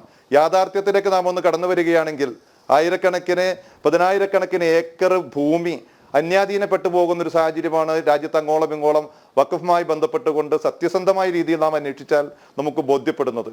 അതിൻ്റെ കൃത്യമായിട്ടുള്ള കണക്ക് അതുമായി ബന്ധപ്പെട്ടുകൊണ്ടുള്ള വഖഫ് ബോർഡ് ഇതിൻ്റെ ഞാനോ അതല്ലെങ്കിൽ ഈ ചാനൽ ചർച്ചയിൽ പങ്കെടുക്കുന്ന ഏതെങ്കിലും BJPയുടെ പ്രതിനിധിയോ അല്ല അതുമായി ബന്ധപ്പെട്ടുകൊണ്ടുള്ള കണക്ക് പുറത്തുവിടേണ്ടത്. സംസ്ഥാന ഗവൺമെന്റിന്റെ കയ്യിൽ അതിനെക്കുറിച്ചുള്ള കണക്കുണ്ട്, കേരള വഖഫ് ബോർഡിന്റെ കയ്യിൽ അതിനെക്കുറിച്ചുള്ള കണക്കുണ്ട്. വഖഫ് ബോർഡ് അതുമായി ബന്ധപ്പെട്ടുകൊണ്ട് കൃത്യമായ രീതിയിൽ വഖഫ് ബോർഡിൻ്റെതായിട്ടുള്ള വസ്തുക്കൾ ഏതൊക്കെയാണ് എന്നുള്ളതിനെക്കുറിച്ചുള്ള കൃത്യമായിട്ടുള്ള രേഖകൾ അവരുടെ കയ്യിലുണ്ട്. ഈ രേഖകളുടെ അടിസ്ഥാനത്തിൽ മാത്രമേ വഖഫ് ബോർഡിന്റെ ഭൂമിയെക്കുറിച്ച് വഖഫ് ബോർഡ് സംസാരിച്ചിട്ടുള്ളൂ. അത് തെറ്റായിട്ടുള്ള പ്രചരണമാണ് എന്ന് ആരെങ്കിലും വാദത്തിന് ഉന്നയിച്ചാൽ അതിനെ ഇവിടെ രാജ്യത്ത് നിയമപരമായ രീതിയിൽ അതിനെക്കുറിച്ചുള്ള ബോധ്യപ്പെടുന്നതിന് വേണ്ടിയുള്ള സാഹചര്യമുണ്ട്. അല്ല, മുജീബ് റഹ്മാൻ താങ്കൾ പറഞ്ഞു വരുന്നത് ഈ മുനമ്പത്തെ ഭൂമി വഖഫ് ബോർഡ് ക്ലെയിം ചെയ്തിട്ടില്ല എന്നാണോ? ഈ വഖഫ് മന്ത്രി തന്നെ നിയമസഭയിൽ പറഞ്ഞിട്ടുണ്ടല്ലോ മുനമ്പത്തേത് ഭൂമിയാണ്. മനസ്സിലാകുന്നില്ല, തെറ്റിദ്ധാരണ പരത്തുന്നു താങ്കൾ ഇങ്ങനെ ആവർത്തിച്ചുകൊണ്ടിരിക്കുക. അതെ, മുനമ്പത്തെ ഭൂമി മുനമ്പത്തെ 404 ഏക്കർ ഭൂമി വഖഫ് ഭൂമി അല്ല എന്ന് ആരും അവകാശപ്പെടുന്നില്ല. അത് വഖഫ് ഭൂമി തന്നെയാണ് എന്ന് വഖഫ് ബോർഡ് വളരെ കൃത്യമായ രീതിയിൽ പറയുന്നു, സംസ്ഥാന ഗവൺമെന്റ് വളരെ കൃത്യമായി പറയുന്നു. അതേപോലെ തന്നെ കേരള ഹൈക്കോടതിയുടെ കൃത്യമായിട്ടുള്ള ഡിവിഷൻ ബെഞ്ചിന്റെ വിധിയുണ്ട് അത് വഖഫ് ഭൂമിയാണ് എന്നുള്ളത്. ആർക്കും തെറ്റിദ്ധാരണയില്ല. നിലവിലൊരു അവസ്ഥയിൽ ആ ഭൂമി വഖഫ് ഭൂമി അല്ല എന്നുള്ളത് ജനം ചാനൽ ഉൾപ്പെടെയുള്ള സംഘപരിവാർ ഉൾപ്പെടെയുള്ളവർക്ക് തെറ്റിദ്ധാരണയുള്ളൂ. ബാക്കിയുള്ളവർക്ക് ആ വിഷയത്തെക്കുറിച്ച് വളരെ കൃത്യമായ സത്യസന്ധമായിട്ടുള്ള ധാരണയേ ഉള്ളൂ. അതുമായി ബന്ധപ്പെട്ടുകൊണ്ട് നടത്തപ്പെടുന്ന പ്രചരണങ്ങൾ അവിടെ വർഗീയമായ രീതിയിൽ ജനങ്ങളെ വേർതിരിക്കുന്നതിന് വേണ്ടിയുള്ള പരിശ്രമങ്ങളാണ് നടക്കുന്നത്. ഈ മുനമ്പത്തെ വിഷയത്തിലേക്ക് നമുക്കൊന്ന് പോകാം. മുനമ്പത്തെ വിഷയവുമായി ബന്ധപ്പെട്ടുകൊണ്ട് കഴിഞ്ഞ കുറേ ദിവസങ്ങളായല്ലോ ജനം ചാനല് ഇതുമായി ബന്ധപ്പെട്ടുകൊണ്ടുള്ള ചർച്ചകൾ നടക്കുന്നു. അവിടെ പലരുടെയും വീടുകളിൽ നിന്ന് അവിടെ കുടിയിറക്കപ്പെടുന്നു, അവർക്ക് നോട്ടീസ് കൊടുക്കുന്നു എന്നൊക്കെ പറഞ്ഞുകൊണ്ടുള്ള പ്രചരണം. ഇന്നേ വരെ ഞാൻ വഖഫ് ബോർഡിന്റെ ഉത്തരവാദിത്തപ്പെട്ടവരുമായി ഞാൻ ഇന്നും സംസാരിച്ചു. ഇന്നേ വരെ അവിടുത്തെ ഏതെങ്കിലും ഒരു സാധാരണക്കാരനെ അവിടെ നിന്ന് അവരുടെ കുടി ഒഴിഞ്ഞു പോകണമെന്ന് ആവശ്യപ്പെട്ടുകൊണ്ട് വഖഫ് ബോർഡ് കത്ത് കൊടുത്തിട്ടില്ല. അവിടുത്തെ റിസോർട്ടുകൾക്ക് 12ഓളം വരുന്ന റിസോർട്ടുകൾക്ക് കത്ത് കൊടുത്തിട്ടുണ്ട്. അതേപോലെ തന്നെ അതുമായി ബന്ധപ്പെട്ടുകൊണ്ട് ഈ കഴിഞ്ഞ ഇന്നോ ഇന്നലെയോ ഉള്ളൊരു സംഭവ വികാസമല്ലല്ലോ ഈ വിഷയം. മുക്കാൽ നൂറ്റാണ്ട് കാലത്തോളം കഴിഞ്ഞ 1950 മുതലുള്ള സംഭവമാണല്ലോ. ഇപ്പോൾ 2025 എത്തപ്പെടുമ്പോൾ 75 വർഷത്തോളം 3/4 നൂറ്റാണ്ട് കാലത്തോളമായി ഇന്നേ വരെ ഏതെങ്കിലും ഒരു മുസ്ലിം സംഘടനയോ അതല്ലെങ്കിൽ ആ പ്രദേശത്തെ മഹല്ലോ ഏതെങ്കിലും രീതിയിൽ ഒരു മുസ്ലിം നേതാവോ അവിടെ ചെന്നിട്ട് മുസ്ലിം സമൂഹം അവിടെ ചെന്നിട്ട് അവിടെ മുസ്ലിങ്ങളുടേതാണ് ആ ഭൂമി എന്നോ അതല്ലെങ്കിൽ അവരോട് കുടിയിറങ്ങണമെന്നോ ഇന്നേ വരെ ആരും ആവശ്യപ്പെട്ടിട്ടില്ല. പക്ഷേ അവിടെ നടക്കപ്പെടുന്നത് തെറ്റായിട്ടുള്ള പ്രചരണമാണ്. അവിടെ ആരെങ്കിലും ഭൂമി പൈസ കൊടുത്ത് ആ ഭൂമി വഖഫ് ഭൂമിയാണ് എന്നുള്ളതിനെ കുറിച്ച് കൃത്യമായി രേഖകളുണ്ടല്ലോ. 1950 സിദ്ദിഖ് സേട്ട് ഈ പറയപ്പെടുന്ന താങ്കൾ പറയുന്നു ആർക്കും നോട്ടീസ് കൊടുത്തില്ല എന്ന് പറയുന്നു. എനിക്ക് മനസ്സിലാകുന്നില്ല, താങ്കൾ പരസ്പര വിരുദ്ധമായിട്ട് സംസാരിക്കാതെ. Totally confusing. പിന്നെ എന്തിനാ ഇവർക്ക് വേറെ ഒരു പണിയില്ലാത്തതുകൊണ്ടാണോ ഈ 610 കുടുംബങ്ങൾ അവിടെ കഴിഞ്ഞ കുറച്ച് നാളുകളായിട്ട് നിരാഹാര സമരം നടത്തുന്നത്? വേറെ ഒരു പണിയില്ലാതെയാണോ അവിടെ പന്തലും കെട്ടി സമരം നടത്തുന്നത്? 610 കുടുംബങ്ങൾ അവിടെ ഉണ്ട് എന്നുള്ളത് എന്തിന്റെ അടിസ്ഥാനത്തിലാണ് സംസാരിക്കുന്നത്?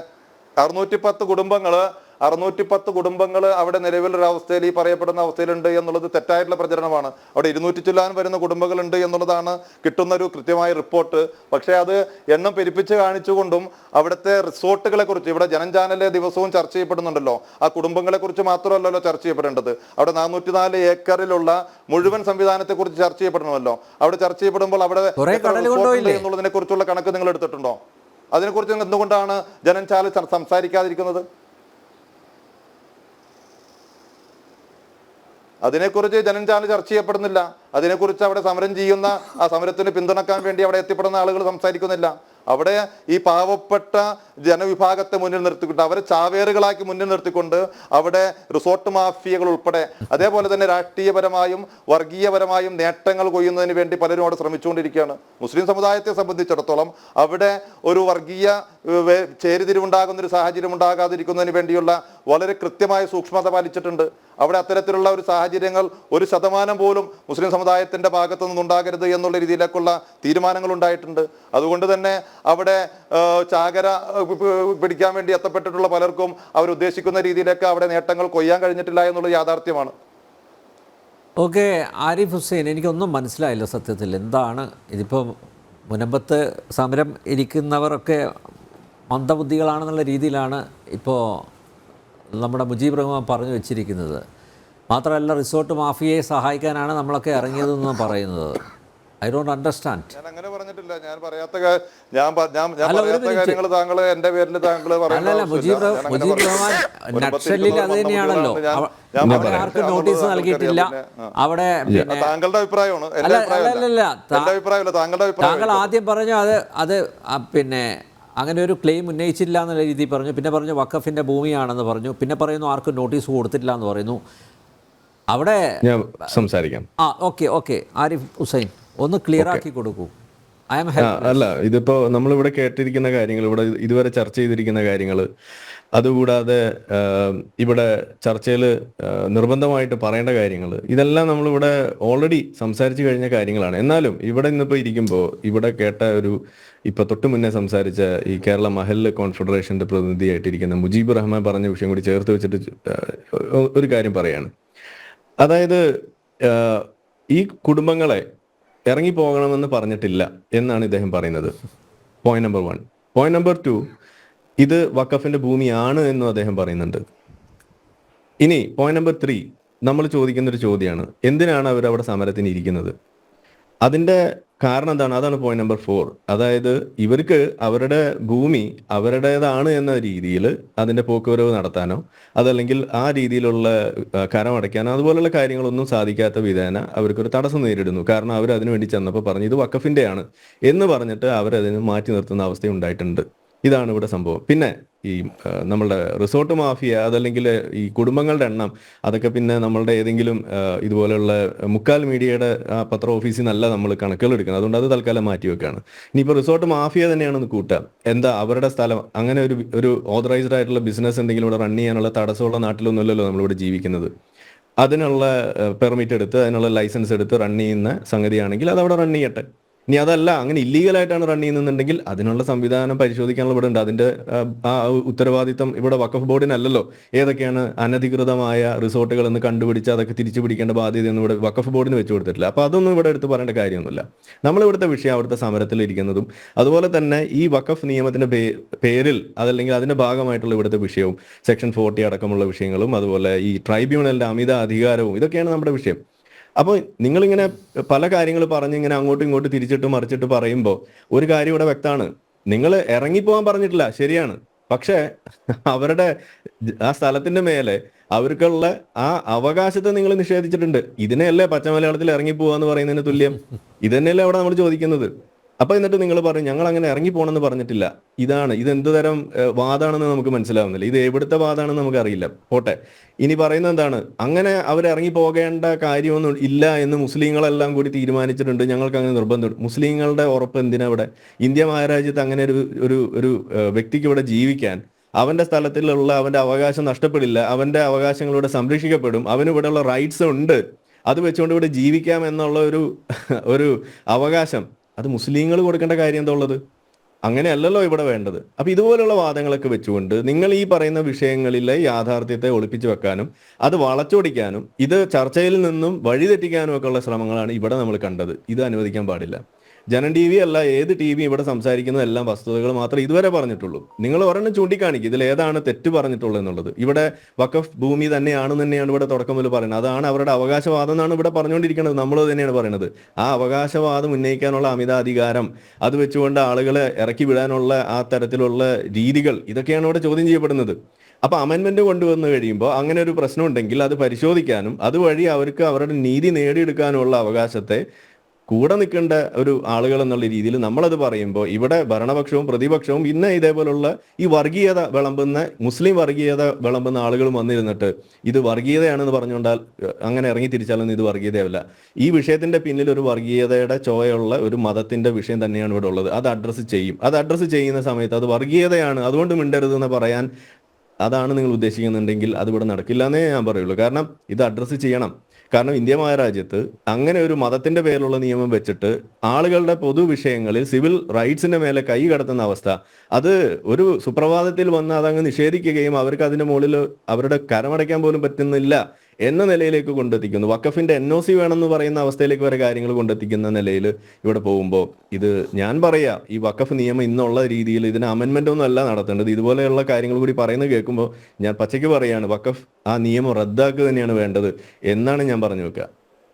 Yes, Kevin Peter, Mujeeb Rahman പറയുന്നു, മാത്രമല്ല കേരളത്തിലെ സർക്കാർ അതുപോലെ പ്രതിപക്ഷം എല്ലാം പറയുന്നു അവിടെ മുനമ്പത്ത് ഉള്ളവർ ആശങ്കപ്പെടേണ്ട ആവശ്യമില്ല, അവരെ അവിടെ നിന്ന് ആരും ഇറക്കി വിടില്ല എന്നൊക്കെ പറയുന്നു.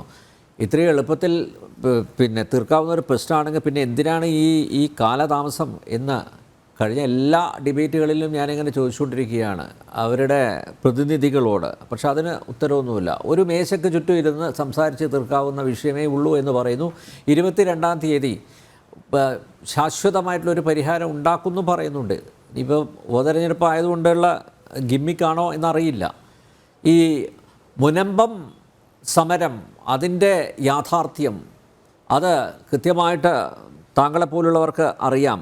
അവിടെ ഇപ്പോൾ സർക്കാരും പ്രതിപക്ഷവും, അതായത് ഭരണകക്ഷിയും പ്രതിപക്ഷവും പറയുന്നത് അതിനെ വർഗീയമായിട്ട് മുതലെടുക്കാനുള്ള ശ്രമം നടത്തുകയാണ്. അതിൻ്റെ ഭാഗമായിട്ടാണ് അങ്ങോട്ടേക്ക് ഹൈന്ദവ സംഘടനകളുടെ നേതാക്കന്മാരും, ഇന്നിപ്പോൾ ഇതാ കേന്ദ്രമന്ത്രി തന്നെ അവിടെ സന്ദർശിച്ചു, സമരപ്പന്തലിലെത്തി കൃത്യമായിട്ടുള്ള ഉറപ്പ് കൊടുത്തിട്ടുണ്ട്. കേന്ദ്ര സർക്കാർ ഒപ്പമുണ്ട്, ഈ പ്രശ്നം പരിഹരിക്കുമെന്നുള്ള ഒരു ഉറപ്പ് നൽകിയിട്ടുണ്ട്. ഇതിൽ വർഗീയ മുതലെടുപ്പ് നടത്തുന്നുണ്ടോ എന്നൊക്കെ പറയേണ്ടത് ഈ എഫക്റ്റഡ് പാർട്ടീസാണ്. അവരുടെ പ്രതിനിധി എന്ന നിലയിൽ എന്താണ് ശ്രീ കെവിൻ പീറ്റർ താങ്കൾക്ക് വ്യക്തമാക്കാനുള്ളത്?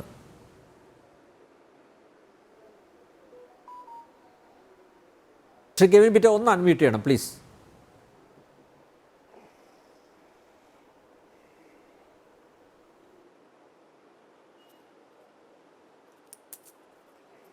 കേൾക്കാമോ? കേൾക്കാം കേൾക്കാം, പറഞ്ഞോളൂ.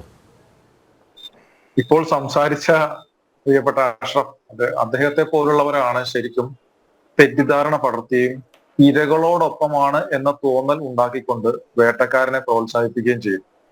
സത്യത്തിൽ അദ്ദേഹം പറഞ്ഞതെല്ലാം പരസ്പര വിരുദ്ധമായ കാര്യങ്ങളും അസത്യങ്ങളും അർദ്ധസത്യങ്ങളുമാണ്. ശരിക്കും ഇവര് പറയുന്നുണ്ടല്ലോ, ഞങ്ങൾ മുൻപത്തെ ആ പാവങ്ങൾക്കൊപ്പമാണ്. എങ്കിൽ എന്തുകൊണ്ടാണ് ഇവര് വഖഫ് ബോർഡിനോട് അവരുടെ റവന്യൂ അവകാശങ്ങളെ തടഞ്ഞിരിക്കുന്ന ആ ഒരു ഇത് പിൻവലിക്കാൻ ആവശ്യപ്പെടാത്തത്? നമുക്ക് പെട്ടെന്ന് പറഞ്ഞു തീർക്കാവുന്ന ഒരു കാര്യമാണ്. ഒരു മേശയ്ക്ക് ചുറ്റും ഇരുന്നാൽ തീരാവുന്നതേ ഉള്ളൂ. അങ്ങനെ അതിന് അനുകൂലമായ ഒരു സാഹചര്യം ഉണ്ടാക്കിയെടുക്കാൻ നിങ്ങൾ ആദ്യം എന്താണ് ചെയ്യേണ്ടത്? അവരെ വിശ്വാസത്തിലെടുക്കണം, അവരുടെ പ്രശ്നം തീരുമെന്ന്. അങ്ങനെ ഉണ്ടെങ്കിൽ നിങ്ങൾ എന്താണ് ആദ്യം ചെയ്യേണ്ടത്? അവരുടെ റവന്യൂ അവകാശങ്ങളെ തടഞ്ഞിരിക്കുന്ന വഖഫ് ബോർഡിന്റെ നടപടി പിൻവലിക്കാൻ കുഞ്ഞാലിക്കുട്ടി ആയാലും മറ്റ് മുസ്ലിം സംഘടനകളായാലും കോൺഗ്രസ് ആയാലും ഒക്കെ ആവശ്യപ്പെടണം. എന്താ നിങ്ങളത് ചെയ്യാത്തത്? നിങ്ങൾ ചെയ്യുന്നില്ല. അവിടെ നിങ്ങൾ ഇപ്പോൾ അവിടുത്തെ മഹല്ല് കമ്മിറ്റിയുടെ ആളല്ലേ? എന്റെ ഓർമ്മ ശരിയാണെങ്കിൽ 2023 ഡിസംബറിൽ അവിടുത്തെ മഹല്ല് കമ്മിറ്റികളുടെ കോർഡിനേഷൻ, അതിന്റെ ചെയർമാൻ ആയിട്ടുള്ള മുഹമ്മദ് വെട്ടത്തിന്റെ നേതൃത്വത്തിൽ പറവൂരിൽ ഒരു യോഗം കൂടിയിട്ട് വഖഫ് ബോർഡിന്റെ നിലപാടിനെ നിങ്ങളെ ആ മഹല്ല് കമ്മിറ്റികളുടെ കൂട്ടായ്മയാണ്, അതായത് ചെറായി ഭാഗത്തെയും പറവൂരെയും എല്ലായിടത്തെയും മഹല്ലുകളുടെ കമ്മിറ്റികളുടെ കൂട്ടായ്മയാണ്. അതിന്റെ ചെയർമാൻ മുഹമ്മദ് വെട്ടത്താണ്. അദ്ദേഹത്തിന്റെ നേതൃത്വത്തിലാണ് യോഗം കൂടിയിട്ട് ഈ വഖഫ് ബോർഡിന്റെ ഇവരെ കുടിയിറക്കാനുള്ള നിലപാടുകൾക്ക് പിന്തുണ പ്രഖ്യാപിച്ചു.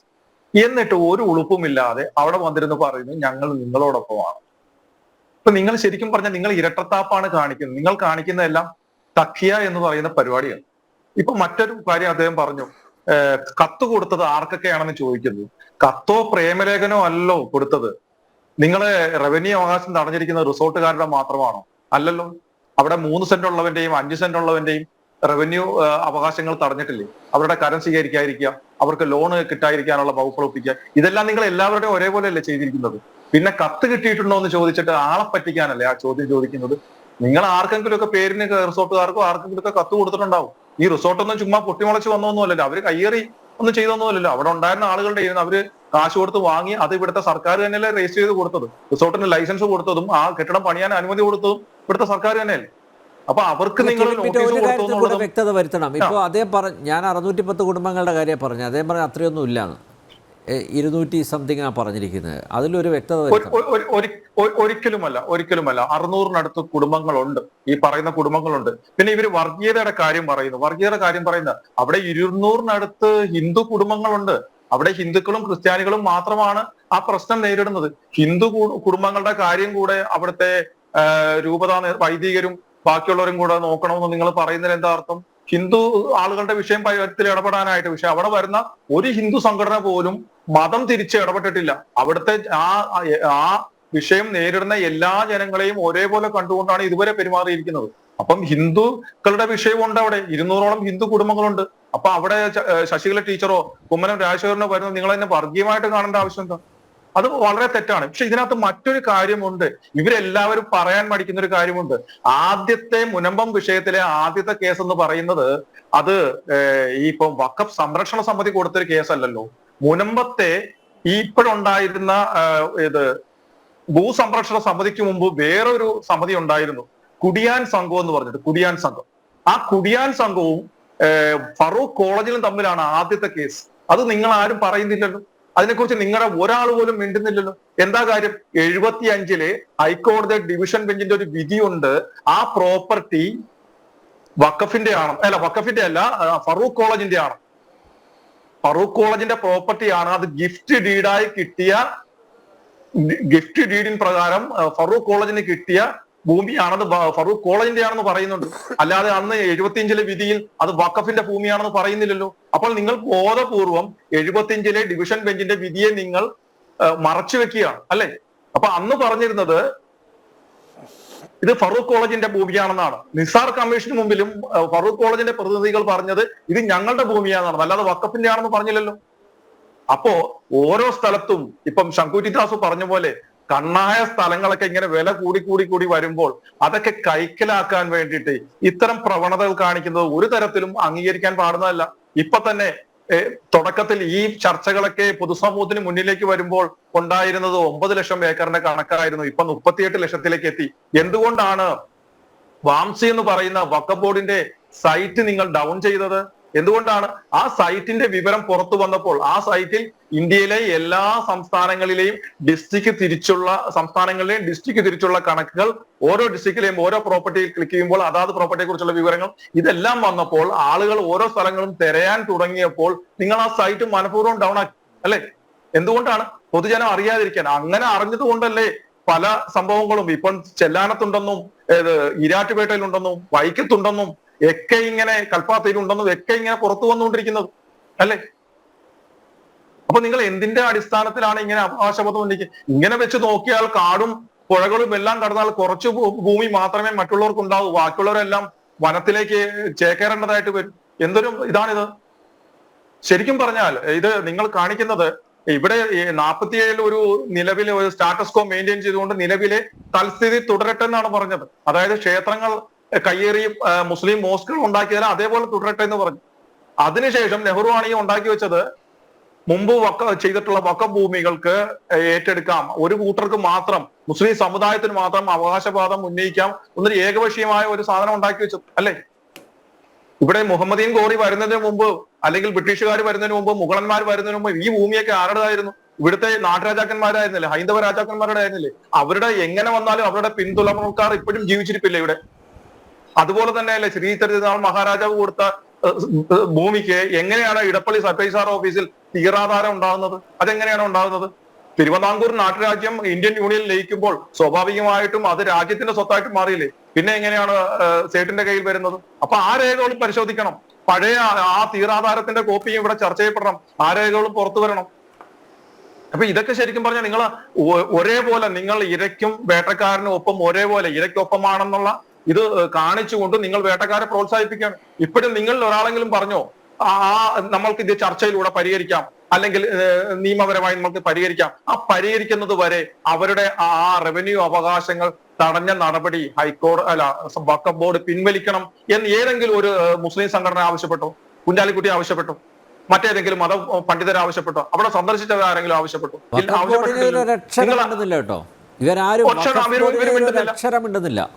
എല്ലാരും പറയുന്നത് ഞങ്ങൾ നിങ്ങളോടൊപ്പമാണ്, കുടിയിറങ്ങേണ്ടി വരില്ല.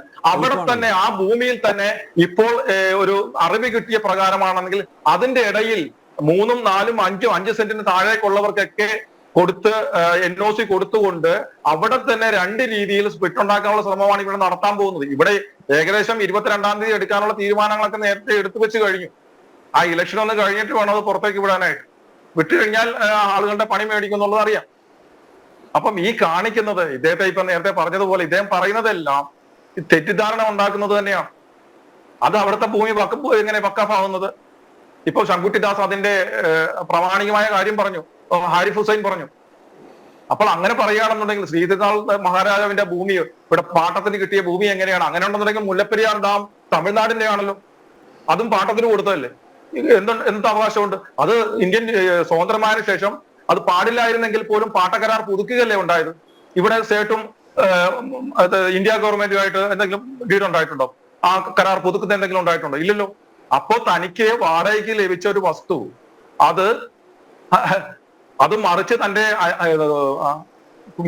പിൻഗാമികൾക്ക് കൊടുക്കുകയും പിൻഗാമികൾ അത് വിൽക്കാമെന്നൊരു കണ്ടീഷനോട് ഈ ഫറൂഖ് കോളേജിന് കൊടുക്കുകയാണ് ഉണ്ടായത്. ഇത് തന്നെയാണ് ഈ ഭൂമി ഇവിടെ ഇന്ത്യയിൽ വർദ്ധിക്കാനുണ്ടായ കാരണം. കീഴടക്കിയ ഭൂമിയെല്ലാം പിന്നീട് തങ്ങളുടേതാണ്, തങ്ങളുടെ ദൈവത്തിന് തങ്ങൾ വഖഫായി കൊടുത്തതാണെന്ന് പറഞ്ഞോട് അത് എടുക്കുക. ഇപ്പോഴാണെങ്കിലും എന്തുകൊണ്ടാണ് നിങ്ങൾ ഇത് ചിന്തിക്കാത്ത പല പരിണത ഫലങ്ങൾ ഇത് ഉണ്ടാക്കുന്നുണ്ട് ഇവിടെ റിയൽ എസ്റ്റേറ്റ് മേഖലയിൽ.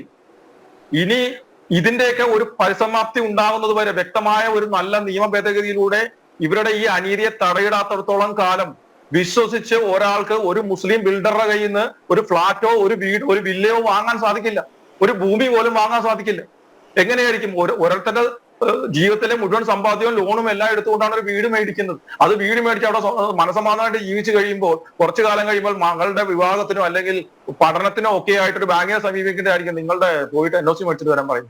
എന്തിന് KSFE പോലും, കേരള ഫിനാൻഷ്യൽ കോർപ്പറേഷൻ പോലും, കേരള സർക്കാരിന് കീഴിലുള്ള ധനകാര്യ സ്ഥാപനം പോലും, KSFE മാത്രമല്ല നാഷണലൈസ്ഡ് ഷെഡ്യൂൾഡ് ബാങ്ക്സ് പോലും ഇപ്പൊ വഖഫിന്റെ NOC ആവശ്യപ്പെട്ടിരിക്കുക, ആവശ്യപ്പെടുന്നുണ്ട്. അതുകൊണ്ട് തന്നെ ഇനി ആരും ഇതുപോലുള്ള ബിൽഡർമാരെ മുസ്ലിം സമുദായത്തിൽ ബിൽഡർമാരെ കയ്യിൽ നിന്ന് ഇതുപോലുള്ള കെട്ടിടങ്ങളായാലും ഭൂമികളായാലും വാങ്ങുവാൻ മടിക്കും.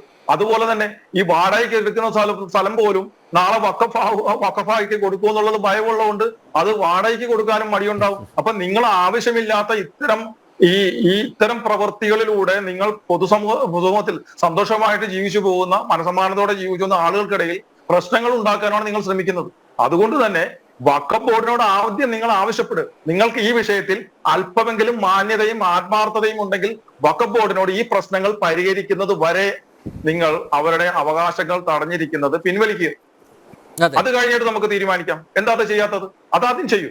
യെസ്, വഖഫ് ബോർഡിന്റെ പ്രതിനിധികൾ അവർ മുനമ്പം സന്ദർശിക്കുക, ഇന്നേവരെ അതുണ്ടായിട്ടില്ല. അല്ലെങ്കിൽ ഈ മഹല്ല് കോർഡിനേഷൻ കമ്മിറ്റിയുടെ വക്താക്കൾ ആരെങ്കിലും അവിടെ പോയി പറഞ്ഞ് മനസ്സിലാക്കി. ഇപ്പോൾ ഈ ഫ്ലോറിൽ ഇരുന്ന് പറഞ്ഞില്ല, നിങ്ങളൊന്നും പേടിക്കേണ്ട ആവശ്യമില്ല, ഞങ്ങൾ ഒപ്പം ഉണ്ടെന്ന്. അവിടെ പോയി പറയുന്നില്ലല്ലോ ആരും. എല്ലാവരും തിരുവനന്തപുരത്തും അതുപോലെ പാലക്കാടൊക്കെ ഇരുന്നിട്ടാണല്ലോ സംസാരിക്കുന്നത്. യെസ് ശംഖു, നാളെ ഞങ്ങളൊരു വാർത്ത കൊടുക്കുന്നുണ്ട്. ശംഖുവിൻ്റെ നാട്ടിൽ ഗുരുവായൂർ ദേവസ്വത്തിൻ്റെ ഭൂമി വഖഫ് ചെയ്തു കൊടുത്തിട്ടുണ്ട്. അത് രേഖകൾ സഹിതം ഞങ്ങൾ നാളെ ആ വാർത്ത അത് പുറത്തുവിടും. അതും ഞങ്ങളുടെ അന്വേഷണത്തിൻ്റെ ഭാഗമായിട്ട് കണ്ടെത്തിയതാണ്. ശംഖുവിന് അറിയോ ഇല്ലയോ എന്ന് എനിക്കറിയില്ല. യെസ്, എന്തായാലും ഞാനത് ഇവിടെ പറയുന്നില്ല, ഇപ്പോൾ പറയുന്നില്ല. ശംഖു, ഇതിപ്പോൾ ഈ ഉന്നതാധികാര സമിതി യോഗം ചേരുമെന്നാണല്ലോ പറയുന്നത് മുഖ്യമന്ത്രിയുടെ അധ്യക്ഷതയിൽ. എങ്ങനെയാണ് ഈ പ്രശ്നം പരിഹരിക്കാൻ പോകുന്നത്?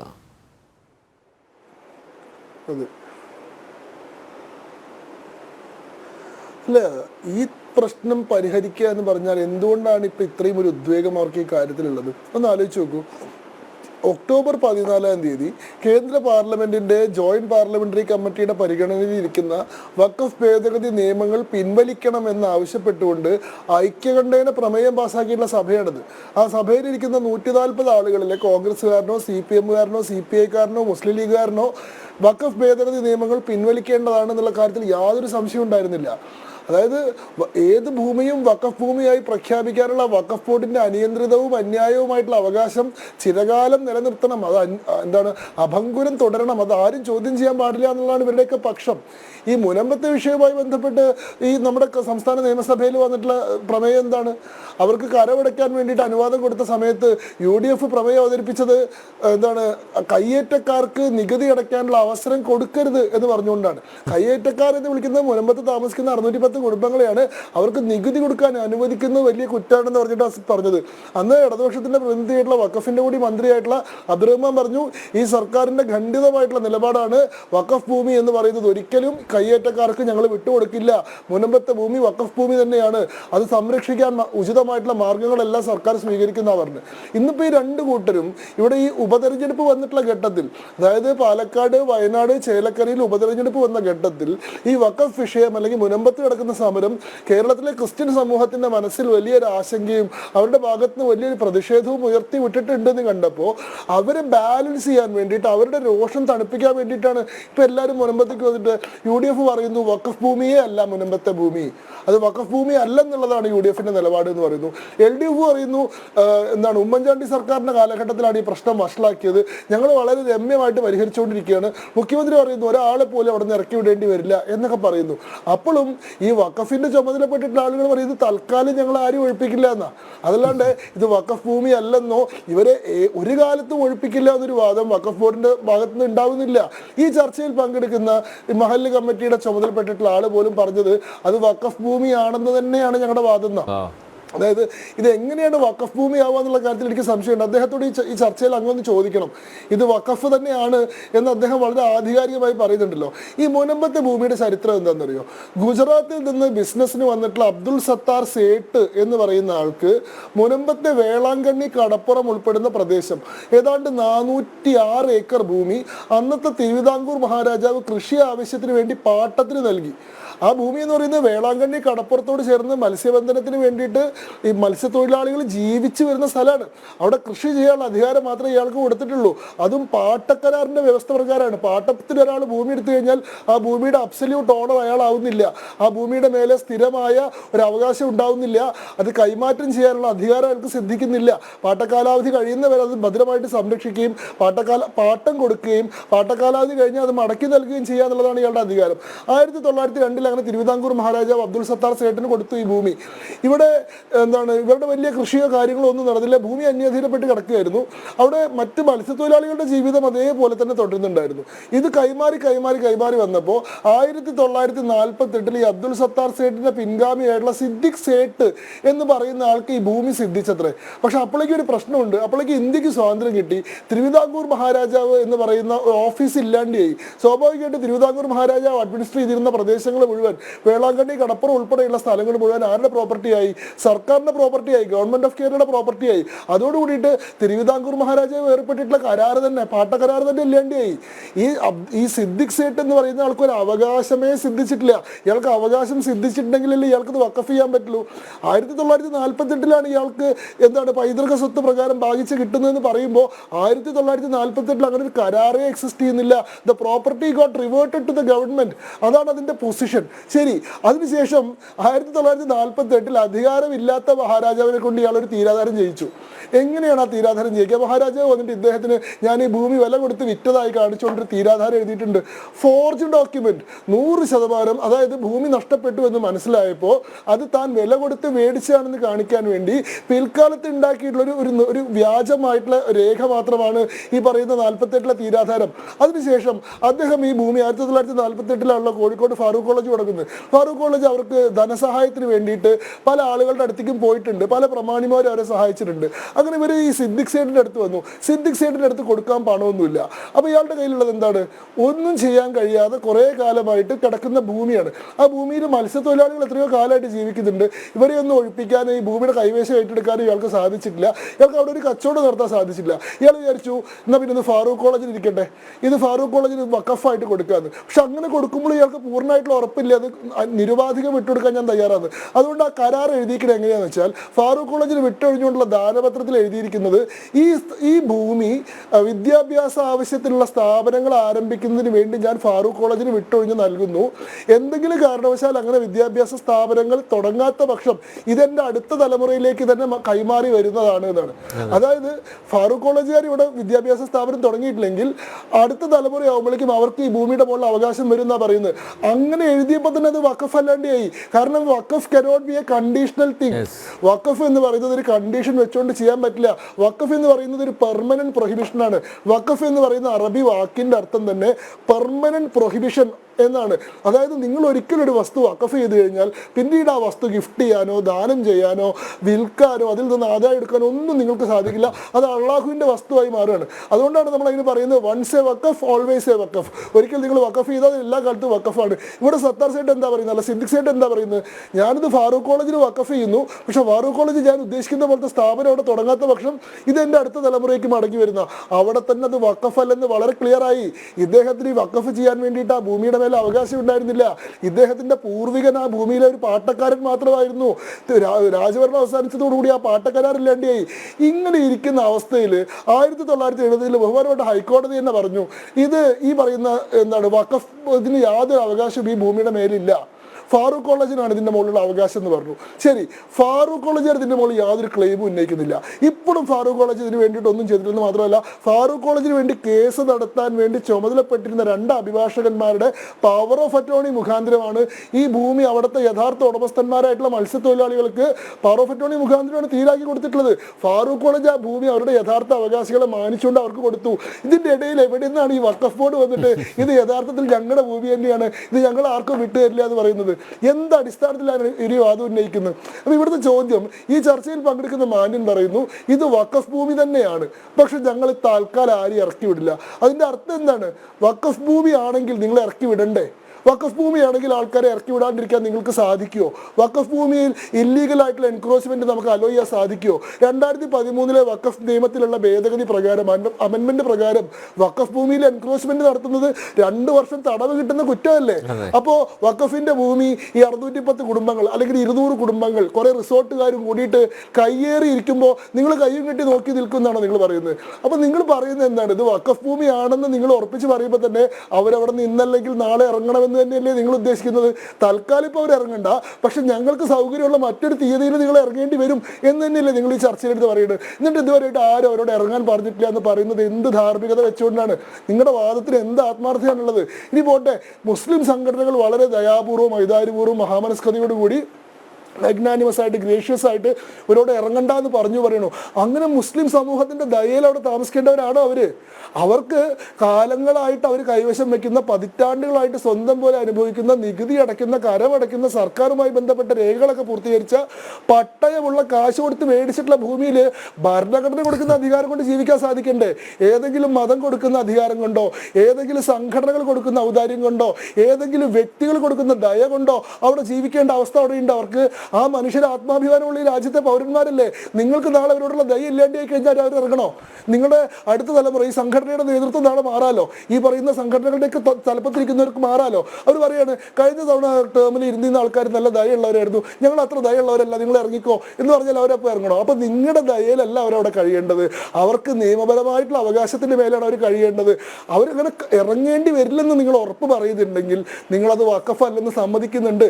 അതല്ല അത് വഖഫാണെന്നാണ് നിങ്ങൾ എപ്പോഴും വാദിക്കുന്നതെങ്കിൽ നിങ്ങൾ അവരെ ഇന്നല്ലെങ്കിൽ നാളെ ഇറക്കി വിടാൻ തന്നെയാണ് മനസ്സിൽ വെച്ചിട്ടുള്ളത്. യെസ്, ശ്രീ മുജീബ് റഹ്മാൻ ഇപ്പോഴും താങ്കളുടെ വാദങ്ങളിൽ ഉറച്ചു നിൽക്കുന്നുണ്ടോ?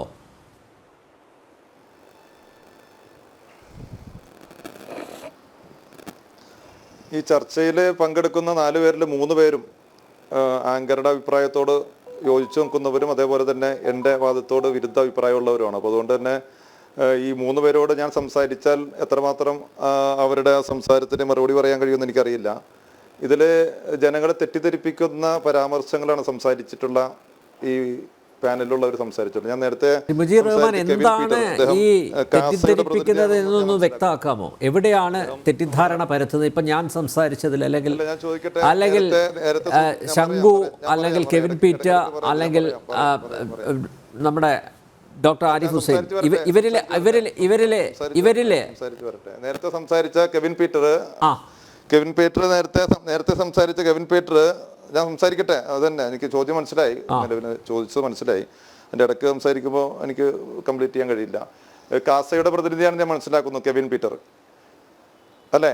കാസയുടെ പ്രതിനിധി അല്ലേ കെവിൻ പീറ്റർ? അതെ. അദ്ദേഹം നമ്മുടെ രാജ്യത്ത് നമ്മുടെ നാടിന്റെ സമാധാനത്തെക്കുറിച്ചും മതസൗഹാർദ്ദത്തെക്കുറിച്ചൊക്കെ വളരെ വാചാലനായിട്ട് അദ്ദേഹം സംസാരിക്കുകയുണ്ടായിരുന്നു. ഞങ്ങളെ സംബന്ധിച്ചിടത്തോളം ഈ കാസ എന്ന് പറയുന്ന സംഘടനയുടെ പ്രവർത്തനങ്ങൾ ഒരു വ്യക്തിയാണ് ഞാൻ. ഞാൻ സംസാരിക്കട്ടെ. താങ്കൾ സംസാരിച്ചപ്പോൾ ഞാൻ ഇടയ്ക്ക് സംസാരിച്ചിട്ടില്ല. താങ്കൾ സംസാരിച്ചപ്പോൾ എനിക്ക് ഇടപെടേണ്ട പല ഘട്ടങ്ങൾ ഉണ്ടായിട്ട് ഞാൻ സംസാരിച്ചിട്ടില്ല. അപ്പോ കാസ എന്ന് പറയുന്ന ആ സംഘടന എന്താണ് എന്ന് എന്നെയോ അതല്ലെങ്കിൽ കേരള പൊതുസമൂഹത്തെയോ പറഞ്ഞ് ബോധ്യപ്പെടുത്തേണ്ടതില്ല. ആ കാസയുടെ ഒരു പ്രതിനിധി വന്നിട്ട് കേരള സംസ്ഥാനത്ത് സമാധാന അന്തരീക്ഷവും മതസൗഹാർദ്ദവും ഒക്കെ കാത്തു സൂക്ഷിക്കുന്നതിന് വേണ്ടിയൊക്കെ സംസാരിക്കുമ്പോൾ ഞാൻ അതിനൊന്നും മറുപടി പറയുന്നില്ല. കാരണം ഇത് കാണുന്ന ആളുകൾക്കറിയാം കാസ എന്താണെന്നുള്ളത്. ഒരു കാര്യം ഞാൻ സൂചിപ്പിക്കുന്നു, ഇവിടെ മുസ്ലിം സമുദായത്തിന്റെ ഔദാര്യത്തിൽ ആരെങ്കിലും ജീവിക്കണമെന്ന് ഞാൻ പറഞ്ഞിട്ടില്ല. നേരത്തെ സംസാരിച്ച പ്രതിനിധികൾ ഈ പറയപ്പെടുന്ന രീതിയിൽ അവിടെ നടക്കുന്ന ഇപ്പോൾ സംസാരിച്ച പ്രതിനിധികൾ മാത്രമല്ല, നിലവിൽ നടന്നുകൊണ്ടിരിക്കുന്ന ചർച്ചയിലും അതേപോലെ തന്നെ മുൻപത്ത് നടക്കുന്ന സമരത്തിന് ഐക്യദാർഢ്യം പ്രഖ്യാപിക്കുന്നതിന് വേണ്ടി അവിടെ എത്തപ്പെടുന്ന ആളുകളും ഇതിൻ്റെ ഒരു കൊമ്പുമുന, ഇതിൻ്റെ മുന ഒരു സമുദായത്തിലേക്ക് തിരിച്ചു വെക്കാൻ വേണ്ടി വളരെ ആസൂത്രിതമായിട്ടുള്ള ശ്രമങ്ങൾ നടത്തപ്പെടുന്ന സാഹചര്യത്തിൽ ഒരിക്കലും മുസ്ലിം സമുദായം ഈ പറയപ്പെടുന്ന വിഷയത്തിൽ മുസ്ലിം സമുദായം തീരുമാനിക്കേണ്ട വിഷയമല്ല, അതല്ലെങ്കിൽ ഏതെങ്കിലും മഹല്ല് കമ്മിറ്റി തീരുമാനിക്കേണ്ട കാര്യമല്ല, അതല്ലെങ്കിൽ വഖഫ് ബോർഡിൻ്റെ മുകളിൽ ഇവിടെ ഗവൺമെൻറ് ഉണ്ട്, ബാക്കിയുള്ള സംവിധാനങ്ങളുണ്ട്. അപ്പോൾ അതുകൊണ്ട് തന്നെ അതിൻ്റെ പ്രശ്നപരിഹാരത്തിലേക്കോ അതല്ലെങ്കിൽ അവിടെയുള്ള ആളുകളെ കുടിയിറക്കാനോ അതല്ലെങ്കിൽ അവിടെ കുടിയിരുത്താനോ ഏതെങ്കിലും ഒരു മഹല്ല് കമ്മിറ്റിയോ അതല്ലെങ്കിൽ ഞാൻ ഉൾപ്പെടുന്ന കുറച്ച് ആളുകളോ അല്ലെങ്കിൽ മുസ്ലിം സമുദായമോ തീരുമാനിക്കേണ്ട കാര്യമല്ല. അതിന് നമ്മുടെ രാജ്യം ഒരു ജനാധിപത്യ നിയമവ്യവസ്ഥയുള്ള രാജ്യമാണ്. അതിന് ആ നിയമവ്യവസ്ഥ അനുസരിച്ചുകൊണ്ട് ഇവിടെ നടക്കപ്പെടുന്ന മുനമ്പത്തെ വിഷയം മാത്രമല്ലല്ലോ, നമ്മുടെ രാജ്യത്തുള്ള എല്ലാ പ്രശ്നങ്ങൾക്കും, ബാബരി മസ്ജിദിന്റെ പ്രശ്നം ഉൾപ്പെടെയുള്ള എല്ലാ കാര്യങ്ങൾക്കും രാജ്യത്തെ ജുഡീഷ്യറിയിലാണ് നിലവിൽ ആശ്രയിച്ച് ആ ജുഡീഷ്യറിയുടെ ഭാഗത്തു നിന്നുണ്ടാകുന്ന ആ തീരുമാനത്തിന്റെ അടിസ്ഥാനത്തിലാണ് നമ്മളൊക്കെ പ്രവർത്തിച്ചിട്ടുള്ളത്. അവിടെ ഈ പറയപ്പെടുന്ന രീതിയിൽ അവിടെ ഒരു തീരുമാനമെടുക്കാൻ കഴിയാത്ത ഒരു സാഹചര്യം അവിടെ ഉണ്ട്. നിലവിൽ എന്നെ സംബന്ധിച്ചിടത്തോളം ഞാൻ നേരത്തെ സൂചിപ്പിച്ച ആ വാദത്തിൽ അടിയുറച്ചു നിൽക്കുന്നു. ആ വാദത്തെ പലരും വളരെ ലാഘവത്തോട് സംസാരിക്കുക. അദ്ദേഹം ഇപ്പോഴും അത് വഖഫ് ഭൂമിയാണ് എന്ന വാദത്തിൽ തന്നെ ഉറച്ചു. ആ വാദത്തിൽ തന്നെയാണ് ഞാൻ അതിന് കൃത്യമായ രേഖകളുടെ പിൻബലത്തിലാണ് ഞാൻ സംസാരിക്കുന്നത്. നേരത്തെ സംസാരിച്ച ഇവിടുത്തെ സംസാരിക്കട്ടെ. അപ്പൊ അതില് ആങ്കർ ഒരു ജഡ്ജിയുടെ സ്ഥാനത്ത് നിന്നുകൊണ്ടോ ഞാനോ വാദിയോടോ മറ്റൊരു പ്രതിയുടെ സ്ഥാനത്ത് നിന്നോ ഒരു കോടതിയായിട്ട് ഇവിടെ ചർച്ച ചെയ്ത് തീരുമാനിക്കേണ്ട ഒരു വിഷയമല്ല. ഈ വിഷയവുമായി ബന്ധപ്പെട്ടുകൊണ്ട് 1950 മുതൽ കോടതിയുടെ ഓരോ തീരുമാനങ്ങൾ ഉണ്ടായിട്ടുണ്ട്. അതിൽ നേരത്തെ അദ്ദേഹം പറഞ്ഞു 1975 കോടതിയുടെ ഭാഗത്തു നിന്നുണ്ടായിട്ടുള്ള തീരുമാനം അത് വഖഫിൻ്റെതല്ല, അത് ഫാറൂഖ് കോളേജിൻ്റെതാണ് എന്ന് കോടതി പറഞ്ഞു. വഖഫിൻ്റെതായതിൻ്റെ പേരിലാണ് അത് ഫാറൂഖ് കോളേജിൻ്റെ ആയത്. ഫാറൂഖ് കോളേജിന് ഈ പറയപ്പെടുന്ന സിദ്ദിഖ് സേട്ട് ഈ പറയപ്പെടുന്ന വഖഫ് എന്ന രീതിയിലാണ് ഫാറൂഖ് കോളേജിന് കൊടുത്തിട്ടുള്ളത്. അപ്പൊ അതുകൊണ്ട് തന്നെ അത് വഖഫ് ഭൂമി ആയതുകൊണ്ട് തന്നെയാണ് ആ കോടതി വിധിയിൽ വളരെ കൃത്യമായ രീതിയിൽ ജഡ്ജി സൂചിപ്പിച്ചിട്ടുള്ളത് അത് ഫാറൂഖ് കോളേജിന് അവകാശപ്പെട്ടതാണ് എന്ന്. നേരത്തെ 1961 അതുമായി ബന്ധപ്പെട്ടുകൊണ്ട് പറവൂർ കോടതിയിൽ അതുമായി ബന്ധപ്പെട്ടുകൊണ്ട് അവിടുത്തെ കുടിയാന്മാരായിട്ടുള്ള ആളുകളും അന്ന് 12 പേരാണ് അവിടെ ഉണ്ടായിരുന്നുള്ളതാണ് ഞാൻ മനസ്സിലാക്കുന്നത്. അന്ന് 1961 അതുമായി ബന്ധപ്പെട്ടുകൊണ്ട് പറവൂർ കോടതിയിൽ നിന്നുള്ള വിധിയുണ്ട്. നിങ്ങൾ അതിൻ്റെ വിധിയുടെ റിപ്പോർട്ടൊക്കെ എടുത്ത് വായിച്ചു നോക്കി നമുക്ക് മനസ്സിലാക്കാൻ പറ്റും. അപ്പൊ അതിലൊക്കെ വളരെ കൃത്യമായ രീതിയിൽ കോടതികൾ പറഞ്ഞിട്ടുള്ളത്, നിലവിലെ വഖഫ് ബോർഡല്ല പറഞ്ഞിട്ടുള്ളത്, പറവൂർ കോടതിയും അതേപോലെ തന്നെ കേരള ഹൈക്കോടതിയും വളരെ കൃത്യമായ രീതിയിൽ പറഞ്ഞിട്ടുണ്ട് അത് വഖഫ് ഭൂമിയാണ്, അത് ഫാറൂഖ് കോളേജിന്റെ അവകാശപ്പെട്ടതാണ്. അതെല്ലാം കഴിയട്ടെ. ഇപ്പോ നിലവിലെ അവസ്ഥയിൽ കഴിഞ്ഞ 2009 കേൾക്കുന്നുണ്ടല്ലോ, 2009 വി.എസ്. അച്യുതാനന്ദന്റെ നേതൃത്വത്തിലുള്ള ഗവൺമെന്റ് അവിടെ ഞാനൊരു കാര്യം ചോദിക്കട്ടെ, ഇടയ്ക്ക് സംസാരിക്കല്ലേ, ഒരു കാര്യം ചോദിക്കട്ടെ. നമ്മുടെ കേരള മുഖ്യമന്ത്രി നമ്മുടെ പിണറായി വിജയൻ സർക്കാർ രണ്ടാമത് അധികാരത്തിൽ വന്നതിന് ശേഷം 2022 ഞാൻ പറയട്ടെ 2022 ഈ പറയപ്പെടുന്ന മുനമ്പം പ്രദേശത്ത് ഈ പറയപ്പെടുന്ന സമരം ചെയ്യുന്നവർക്കും അവിടുത്തെ റിസോർട്ടുകൾക്കുമെല്ലാം കരമടക്കാനുള്ള ഒരു അനുമതി കൊടുത്തിരുന്നല്ലോ. കരമടക്കാനുള്ള അനുമതി കൊടുത്ത് അവർ കരമടച്ചിരുന്നല്ലോ. അതുമായി ബന്ധപ്പെട്ടുകൊണ്ട് കേരള ഹൈക്കോടതിയിലെ ഡിവിഷൻ ബെഞ്ച് എന്താണ് പറഞ്ഞിട്ടുള്ളത്? നിങ്ങളൊന്ന് പറ കേൾക്കട്ടെ. അവര് ആ നിലവിൽ അത് വഖഫ് ഭൂമിയല്ല, അവിടെ കരമടക്കുന്നതിന് വേണ്ടിയുള്ള അനുമതി കോടതി കൊടുക്കുകയാണെന്ന് അങ്ങനെയാണോ പറഞ്ഞിട്ടുള്ളത്? കേരള ഹൈക്കോടതിയുടെ ഡിവിഷൻ ബെഞ്ച് ഇതുമായി ബന്ധപ്പെട്ടുകൊണ്ട് എടുക്കപ്പെട്ടിട്ടുള്ള തീരുമാനം എന്താണ്? താങ്കളൊന്ന് പറ കേൾക്കട്ടെ.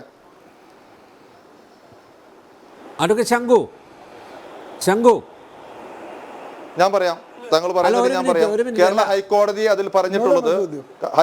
അതിൽ പറഞ്ഞിട്ടുള്ളത് നിലവിൽ അവസ്ഥയിൽ ഗവൺമെന്റ് എടുക്കപ്പെട്ടിട്ടുള്ള അവിടെ കരമടക്കാൻ സർക്കാർ കൊടുത്തിട്ടുള്ള മുഖ്യമന്ത്രിയും അതേപോലെ തന്നെ സ്ഥലം MLA സഖാവ് ഉണ്ണികൃഷ്ണനും അതേപോലെ തന്നെ അന്നത്തെ വഖഫ് ബോർഡിന്റെ ചെയർമാനായിരുന്ന TK ഹംസയും അതേപോലെ തന്നെ നിലവിലുള്ള അവസ്ഥയിൽ വഖഫ് മന്ത്രിയായിട്ടുള്ള അബ്ദുറഹ്മാനും ജില്ലാ കളക്ടർ ഉൾപ്പെടെയുള്ളവർ കൂടിയിരുന്ന് ചർച്ച ചെയ്ത് തീരുമാനിച്ച് അവിടെ കരമടക്കാനുള്ള ഒരു അനുമതി കൊടുത്തിരുന്നല്ലോ. ഇപ്പോൾ പലരും പറയുന്നുണ്ട് സംസ്ഥാന ഗവൺമെന്റ് ഈ വിഷയത്തിൽ ഇടപെടണം, ഗവൺമെന്റ് അടിയന്തരമായിട്ട് ഇടപെട്ടാൽ മാത്രമാണ് ഈ വിഷയത്തിന് ഒരു പരിഹാരം ഉണ്ടാകുകയുള്ളൂ. ഈ വിഷയത്തിൽ ഗവൺമെന്റ് കഴിഞ്ഞ 2022 ഇടപെട്ടിട്ടുണ്ട്, അതിന് പരിഹാരത്തിന് നിർദ്ദേശിച്ചിട്ടുണ്ട്. തീരുമാനമെടുത്തിട്ടുണ്ട്. കരമടക്കാനുള്ള അനുമതി നിലവിലുള്ള അവസ്ഥയിൽ ജില്ലാ കളക്ടർ കൊടുത്തിട്ടുണ്ട്. അവർ കര അടച്ചിട്ടുണ്ട്. ആ സംസ്ഥാന ഗവൺമെന്റ് എടുത്ത തീരുമാനത്തെ റദ്ദ് ചെയ്തത് ആരാണ്? ഇവിടുത്തെ ഏതെങ്കിലും മുസ്ലിം സംഘടനകളല്ലല്ലോ, ഇവിടുത്തെ ഏതെങ്കിലും മഹല്ല് കമ്മിറ്റി അല്ലല്ലോ, ഹൈക്കോടതിയാണ് ചെയ്തിട്ടുള്ളത്. അപ്പൊ ഇതുമായി ബന്ധപ്പെട്ടുകൊണ്ട് തീരുമാനം ഉണ്ടാകേണ്ടത് മുസ്ലിം സമുദായത്തിന്റെ ഔദാര്യത്തിൽ ആരെങ്കിലും കഴിയണമെന്നോ അവിടെ ആരെങ്കിലും കുടിയിറക്കണ്ടെന്നോ കുടിയേറ്റണമെന്നൊന്നും നമ്മൾ സംസാരിക്കുന്നില്ല.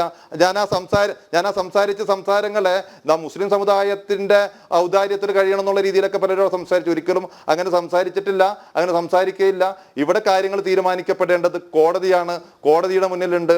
ഇതുമായി ബന്ധപ്പെട്ടുകൊണ്ട് ഹൈക്കോടതിയുടെ ഡിവിഷൻ ബെഞ്ചിന്റെ ഏറ്റവും ലേറ്റസ്റ്റ് ആയിട്ടുള്ള തീരുമാനമുണ്ട്. ആ തീരുമാനത്തിൽ അഭിപ്രായ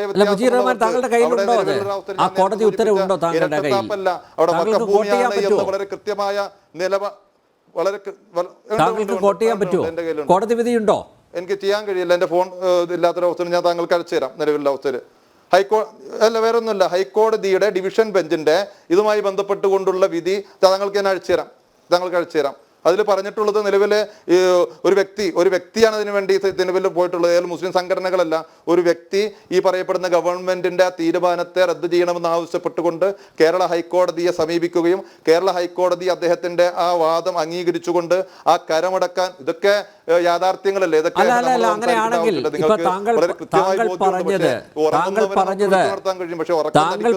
മുഖവിലക്കെടുക്കുകയാണെങ്കിൽ പിന്നെ സർക്കാരിന് എങ്ങനെയാണ് ഈ പ്രശ്നം രമ്യമായിട്ട് പരിഹരിക്കാൻ പറ്റുന്നത്? ഡിവിഷൻ ബെഞ്ചിന്റെ ഭാഗത്ത് നിന്ന് അങ്ങനെ ഒരു വിധി ഉണ്ടെങ്കിൽ മുജീബ് റഹ്മാൻ ഒരു മിനിറ്റ് ഒന്ന് കേൾക്കൂ, ഞാൻ പറയുന്നതൊന്ന് കേൾക്കൂ. എന്തുകൊണ്ടാണ് കേരള ഞാനൊരു ചോദ്യം ചോദിച്ചു, ഞാൻ പറയട്ടെ, ഞാനൊരു ചോദ്യം ചോദിച്ചു, അതിന് മറുപടി താങ്കൾ പറഞ്ഞില്ല. ഞാൻ ചോദിച്ചിരുന്നു, കേരള മുഖ്യമന്ത്രിയുടെ നേതൃത്വത്തിൽ അവിടെ കരമടക്കാൻ വേണ്ടിയുള്ള ഒരു പെർമിഷൻ കൊടുത്തിട്ട് ആരാണത് റദ്ദ് ചെയ്തത്? അല്ല, ഞാൻ താങ്കളോട് ചോദിക്കുന്നത്, താങ്കളുടെ വാദം മുഖവിലക്കെടുക്കുന്നു, താങ്കളുടെ വാദം മുഖവിലക്കെടുക്കുന്നു. അങ്ങനെയാണെങ്കിൽ ഇപ്പോൾ ഈ 22-ാം തീയതി ഇങ്ങനെ ഉന്നതാധികാര സമിതി യോഗം ചേർന്നിട്ട് പ്രത്യേകിച്ച് ഫലമൊന്നും ഉണ്ടാകാൻ പോകുന്നില്ലല്ലോ. ഇപ്പോൾ താങ്കൾ പറയുന്നു ഹൈക്കോടതി ഡിവിഷൻ ബെഞ്ച് ഇങ്ങനെ ഒരു ഉത്തരവ് പറഞ്ഞിട്ടുണ്ടെന്ന്. അവർക്ക് അവരുടെ റവന്യൂ അവകാശം നിഷേധിച്ചത് ഹൈക്കോടതി ഉത്തരവിന്റെ പിൻബലത്തിലാണ്. അല്ല അങ്ങനെ പറയുന്നു. അങ്ങനെയാണ് പിന്നെ എങ്ങനെയാ? കോടതിക്ക് മാത്രമല്ലേ അത് റിവോക്ക് ചെയ്യാൻ പറ്റുള്ളൂ. പിന്നെ സർക്കാർ എന്ത് ഉറപ്പാണ് കൊടുക്കുന്നത്? ഇപ്പൊ പ്രതിപക്ഷം പറയുന്നു, അതുപോലെ ഭരണപക്ഷം ഒരേ സ്വരത്ത് പറയാണ് ഇത് പെട്ടെന്ന് പരിഹരിക്കാവുന്ന പ്രശ്നമേ ഉള്ളൂ. താങ്കൾ പറയുന്നു ഇത് കോടതി അങ്ങനെ ഒരു ഉത്തരവുണ്ട് എന്ന് പറയുന്നു. അപ്പൊ അതെ, അപ്പൊ പിന്നെ എങ്ങനെയാ പ്രശ്ന പരിഹാരം എങ്ങനെ ഉണ്ടാവാൻ പോകുന്നത്? കേരള ഗവൺമെന്റ് ആ വിഷയത്തിൽ തീരുമാനം നേരത്തെ എടുത്തിരുന്നതാണ്. ഞാൻ ചോദിക്കുന്നത് പ്രശ്ന പരിഹാരം പിന്നെ എങ്ങനെ ഉണ്ടാവും? നേരത്തെ സൂചിപ്പിച്ചല്ലോ, ഇതുമായി ബന്ധപ്പെട്ടുകൊണ്ട് ഇത്തരത്തിലുള്ള പ്രശ്നങ്ങൾ ഉണ്ടാകുമ്പോൾ നമ്മൾ ആശ്രയിക്കുന്നത്. ഞാൻ ഒരു കാര്യം ചോദിക്കട്ടെ, വളരെ പ്രമാദമായിട്ടുള്ളൊരു കേസായിരുന്നല്ലോ ബാബരി മസ്ജിദ് കേസ്. ബാബരി മസ്ജിദ് വിഷയവുമായി ബന്ധപ്പെട്ടുകൊണ്ട് എങ്ങനെയാണ് പരിഹാരം ഉണ്ടായത്? അത് ആരെങ്കിലും ഇന്ന് ചർച്ച ചെയ്തിട്ടാണോ? സംസ്ഥാന ഗവൺമെന്റ് ചർച്ച ചെയ്തിട്ടോ കേന്ദ്ര ഗവൺമെന്റ്? അവിടെ സുപ്രീം കോടതിയിൽ ആ കേസുമായി ബന്ധപ്പെട്ടുകൊണ്ട് കൃത്യമായി കോടതിയുടെ ഭാഗത്തുനിന്ന് ഒരു വിധി വന്നു. അത് അനീതിയുടെ വിധിയാണ് എന്ന് കൃത്യമായി ബോധ്യമുണ്ടെങ്കിലും പരമോന്നത നീതിപീഠത്തിന്റെ ഭാഗത്തു നിന്നുള്ളൊരു തീരുമാനത്തെ അംഗീകരിക്കുകയായിരുന്നു. അല്ല, അതിനെ അവരുടെ റവന്യൂ അവകാശം വകവെച്ചു കൊടുക്കുന്നതിന് വേണ്ടി നമ്മെ സംബന്ധിച്ചിടത്തോളം ഇതിൽ രണ്ട് പ്രശ്നങ്ങളുണ്ട്. നിയമപരമായിട്ടുള്ള പ്രശ്നങ്ങളുണ്ട്, അതേപോലെ തന്നെ ഒരു മനുഷ്യത്വപരമായിട്ടുള്ള, അതേപോലെ തന്നെ അവരവിടെ താമസിച്ചിരുന്ന ആളുകളെ ഒരു കുടിയിറക്കുമ്പോൾ ഉണ്ടാകുന്ന അവർക്ക് കിട്ടേണ്ട ഒരു മാനുഷികാവസ്ഥയുണ്ടല്ലോ. അവിടെ നിയമത്തിൻ്റെതായിട്ടുള്ള യാതൊരു സംശയവുമില്ല. പക്ഷേ കുറച്ചു കാലം ഇങ്ങനെ പോയിക്കോട്ടെ, പിന്നെ വീണ്ടും ഞങ്ങൾ പ്രശ്നം ഉണ്ടാക്കും. എന്തായാലും കോടതിയുടെ അവസ്ഥ എന്നുള്ള അവസ്ഥയിൽ പരിഹരിക്കേണ്ടതുണ്ട്. നമ്മളെ സംബന്ധിച്ചിടത്തോളം കോടതിയുടെ റൂളിംഗ് ആണല്ലോ, അവരുടെ മാനുഷികാവസ്ഥ പരിഹരിക്കേണ്ടതുണ്ട്. അവരെ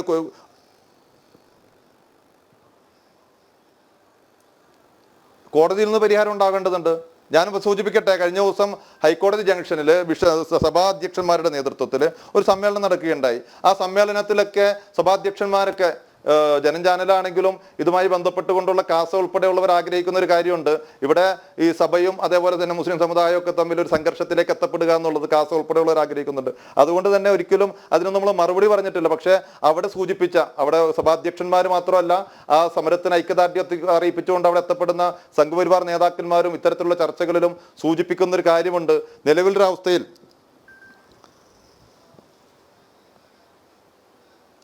സൂചിപ്പിക്കുന്ന ഒരു കാര്യം, നിലവിലുള്ള അവസ്ഥയിൽ അവിടുത്തെ ഈ വിഷയവുമായി ബന്ധപ്പെട്ടുകൊണ്ട് മുസ്ലിം സമുദായത്തെ സംബന്ധിച്ചിടത്തോളം ഈ വിഷയത്തിന്റെ പിന്നിൽ, ഈ വിഷയത്തിന്റെ മറവിൽ വഖഫ് നിയമം റദ്ദ് ചെയ്യണമെന്ന് ആവശ്യപ്പെട്ടുകൊണ്ടുള്ള ആവശ്യങ്ങൾ അവിടെ നിന്ന് ഉയർന്ന അവസ്ഥയുണ്ട്. അവിടെ സമരസമിതിയുടെ ന്യായമായിട്ടുള്ള അവകാശവും അവരുടെ റവന്യൂ അവകാശങ്ങൾ വെച്ചു കൊടുക്കണമെന്ന് പറയുമ്പോഴും ആ സമരപ്പന്തലിൽ നിന്ന് വരുന്ന ശബ്ദം അവിടെ വഖഫ് നിയമം കത്തിക്കൽ ഉൾപ്പെടെയുള്ള, അതേപോലെ തന്നെ വളരെ മോശമായ രീതിയിലുള്ള മുദ്രാവാക്യങ്ങളൊക്കെ ആ സമരസമിതിയുടെ പന്തലിൽ നിന്ന് വരുന്നുണ്ട്. അതേപോലെ തന്നെ അതുമായി ബന്ധപ്പെട്ടുകൊണ്ട് നേതൃത്വം ഇവിടെ ഈ പ്രശ്നം എങ്ങനെ പരിഹരിക്കാനാവും എന്നുള്ളതാണ് അത് മാത്രമാണ് നമ്മുടെ മുമ്പിലുള്ള പ്രശ്നം. അപ്പോ എന്താണ് റെമഡി എന്നുള്ള കാര്യത്തിൽ കാര്യമുള്ളൂ. ആ വിഷയവുമായി ബന്ധപ്പെട്ട് ഞാനൊന്ന് പറഞ്ഞു തീർത്തേക്കട്ടെ. ആ വിഷയവുമായി ബന്ധപ്പെട്ട് ഞാൻ നേരത്തെ വളരെ കൃത്യമായ രീതിയിൽ പറഞ്ഞു. ആ വിഷയത്തിന് പരിഹാരം കാണുന്നതിന് വേണ്ടി കേരള സംസ്ഥാന ഗവൺമെന്റ് ഇടപെട്ടിരുന്നു. 2022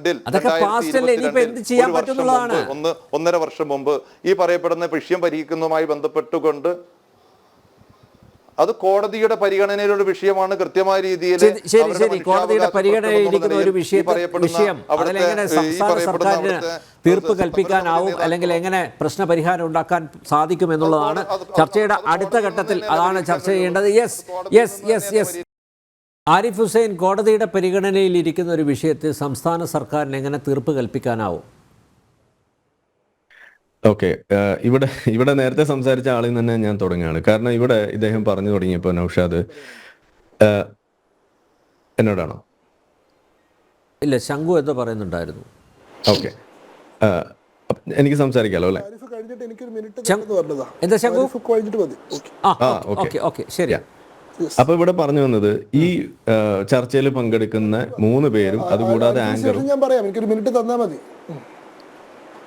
ഓക്കെ, ഇവിടെ ഇരിക്കുന്ന 3 പേരും അതുകൂടാതെ ആങ്കറും ഒരേ കാര്യം പറയുന്നു.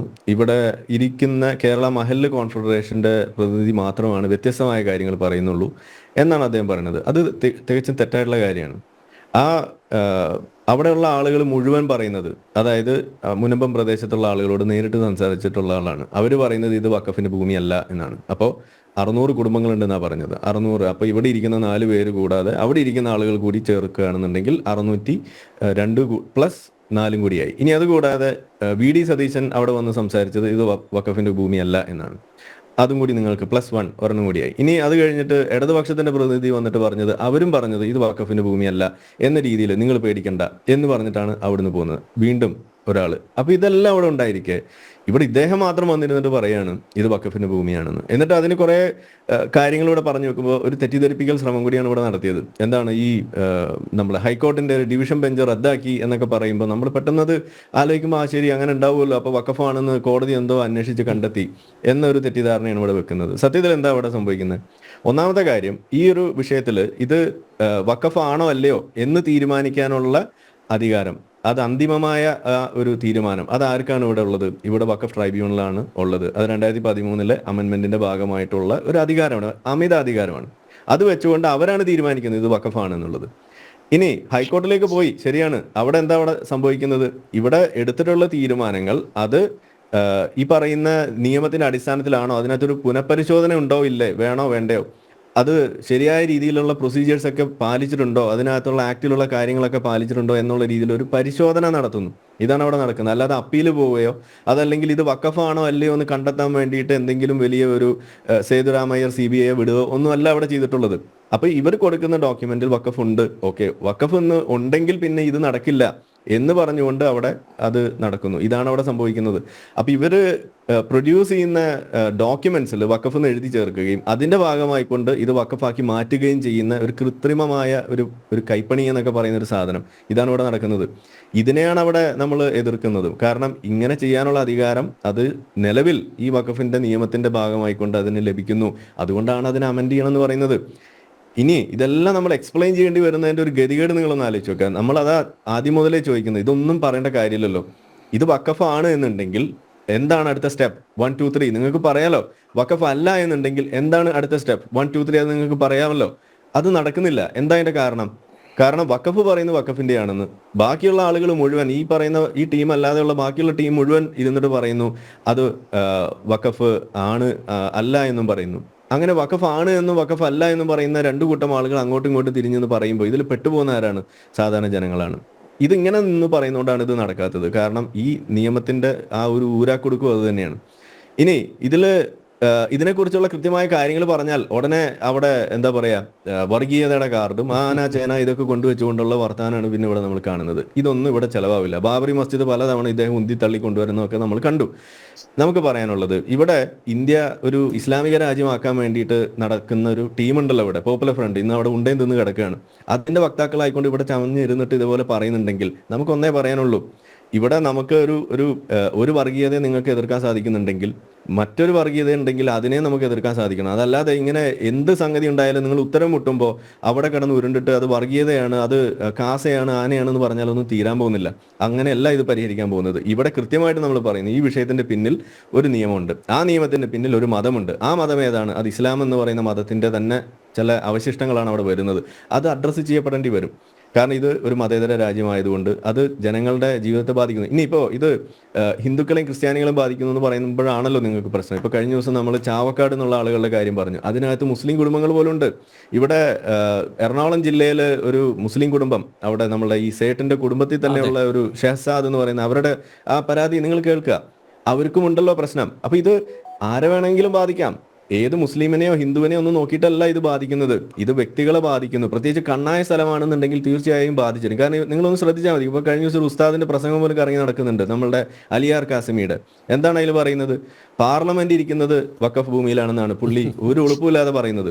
അതുകൂടാതെ എന്താണ് ബോംബെയിൽ 5000 കോടിയുടെ കല്യാണം നടത്തിയ മുതലാളിയുടെ ഭൂമി, അയാളുടെ വീട് ഇരിക്കുന്നത് വഖഫ് ഭൂമിയിലാണെന്ന് വിളിച്ചു പോകുന്ന ആ ഒരു ഉളുപ്പില്ലായ്മ ഇത് അനുവദിച്ചു കൊടുക്കാൻ പാടില്ല. അതുകൊണ്ടാണ് ഞാൻ പറയുന്നത്, ആദ്യമൊക്കെ എനിക്കറിയാം നിങ്ങൾ ഓർക്കുന്നുണ്ടാവും, നമ്മളിവിടെ വന്ന് പറഞ്ഞ എന്താണ്, ഇത് റദ്ദാക്കണമെന്ന് നമ്മൾ പറയുന്നില്ല, ഇത് അമെൻഡ് ചെയ്യുന്നതിനെ നമ്മൾ അനുകൂലിക്കുന്നു എന്നൊക്കെയാണ് തുടക്കത്തിലൊക്കെ നമ്മൾ പറയുന്നത്. പക്ഷേ ഇപ്പോൾ ഈ ഒരു ധാർഷ്ട്യവും ഇതുപോലെ കണ്ണടച്ചിരുന്നിട്ട് നമ്മളുടെ ഔദാര്യം ഇവിടെ ഉണ്ട്, നിങ്ങൾ ധൈര്യമായിട്ട് ഇരുന്നോളൂ എന്ന് പറയുന്ന രീതിയിലേക്കൊക്കെ കാര്യങ്ങൾ പറഞ്ഞു വെക്കും. അത് ചോദ്യം ചെയ്യുമ്പോൾ ഞങ്ങൾ അങ്ങനെ പറഞ്ഞിട്ടില്ല എന്ന് പറയും. നിങ്ങൾ പറയാത്തതും ഇവിടെ മനസ്സിലാക്കാൻ ഇൻഡയറക്ട്ലി നിങ്ങൾ വെക്കുന്ന സന്ദേശങ്ങൾ ഇവിടെ മനസ്സിലാക്കാനുള്ള അത്യാവശ്യം ബോധമൊക്കെ നമ്മൾക്കും ഉണ്ട്. നിങ്ങൾ ഈ പറയുന്ന ഞങ്ങൾ ആരോട് ഇറങ്ങിപ്പോകാൻ പറഞ്ഞിട്ടില്ല, നിങ്ങൾ പറഞ്ഞിട്ടില്ല, ശരിയാണ്. വേറൊരാൾ വന്നിട്ട് പറയാണ് ഇത് കൃത്യം നമ്മൾ പാലിക്കണം. അവകാശമില്ലല്ലോ. അതെ, പക്ഷെ ഈ നിയമത്തിൽ നിലവിൽ അതുണ്ടല്ലോ.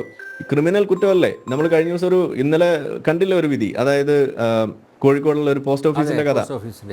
അതിലെന്തുകൊണ്ടാണ് അവർ തല നാരിടയ്ക്ക് രക്ഷപ്പെട്ടത്? അവരുടെ ആ വിഷയത്തിൽ അതൊരു മുൻകാല പ്രാബല്യം ഇല്ല ആ ഒരു അമെൻമെന്റിന് എന്നതുകൊണ്ട് മാത്രമാണ് രക്ഷപ്പെട്ടത്. ഇല്ല എന്നുണ്ടെങ്കിൽ ആ പോസ്റ്റ്മാനും മറ്റേ ആളും അവിടെ ഉണ്ടെന്നേനെ. കാരണം ചാർത്തിയിരിക്കുന്ന ക്രിമിനൽ കുറ്റമാണ്. ഇതാണ് അവിടെ സംഭവിക്കുന്നത്. അപ്പൊ ഇതുപോലെയുള്ള കാര്യങ്ങൾ വെച്ചു കൊടുത്തുകൊണ്ട് ഇവിടെ ചെയ്യുമ്പോൾ എന്താണ് സംഭവിക്കുന്നത്? ആരെ വേണമെങ്കിലും നിങ്ങൾക്ക് ഈ നിയമത്തിന്റെ കൂട്ടുപിടിച്ചുകൊണ്ട് ഇതുപോലെ കിരാതവാഴ്ച നടത്താൻ സാധിക്കുന്ന രീതിയിൽ ഉള്ള ഒരു സാധനമായിട്ട് നിൽക്കുമ്പോൾ ഈ വഖഫിന്റെ വെബ്സൈറ്റിൽ തന്നെ എഴുതി വെച്ചിരിക്കുന്നത് വൺസ് എ വഖഫ് ഓൾവേസ് എ വഖഫ് എന്ന് എഴുതി വെക്കുമ്പോൾ എങ്ങനെയാണ് ഇത് സാധിക്കുന്നത്? ഇന്ത്യയിൽ അങ്ങനെ എഴുതി വെക്കാൻ പറ്റുന്നത് എങ്ങനെയാണ്? ഇവിടെയാണ് നമുക്ക് BJP യോടുള്ള എതിർപ്പ്. വൺസ് എ വഖഫ് ഓൾവേസ് എ വഖഫ് എന്ന് എഴുതി വെക്കുന്ന ഒരു ഇന്ത്യ മഹാരാജ്യത്തിന്റെ ഭാഗമായിട്ടുള്ള ഒരു ബോഡിയുടെ ഇതിൽ എഴുതി വെക്കാൻ അനുവദിക്കുന്നത് പോലും പാടില്ല. അതുകൊണ്ടാണ് ഞാൻ പറയുന്നത്, ഇത് BJP ഒക്കെ ഒറ്റയടിക്ക് 370 റദ്ദാക്കാൻ നിങ്ങൾക്ക് കഴിഞ്ഞിട്ടുണ്ടെങ്കിൽ ഈ സാധനം എടുത്തു കളയണം തന്നെയാണ് നമ്മൾ പറയുന്നത്. ഇതിലൊന്നും കൂടുതൽ ആലോചിച്ച് നിൽക്കേണ്ട കാര്യമില്ല. ഇതുപോലുള്ള ധാർഷ്ട്യം നമ്മൾ അനുവദിക്കാൻ പാടില്ല എന്ന് തന്നെയാണ് എനിക്ക് വീണ്ടും ആവർത്തിക്കാനുള്ളത്. ഓക്കെ, ശംഖു.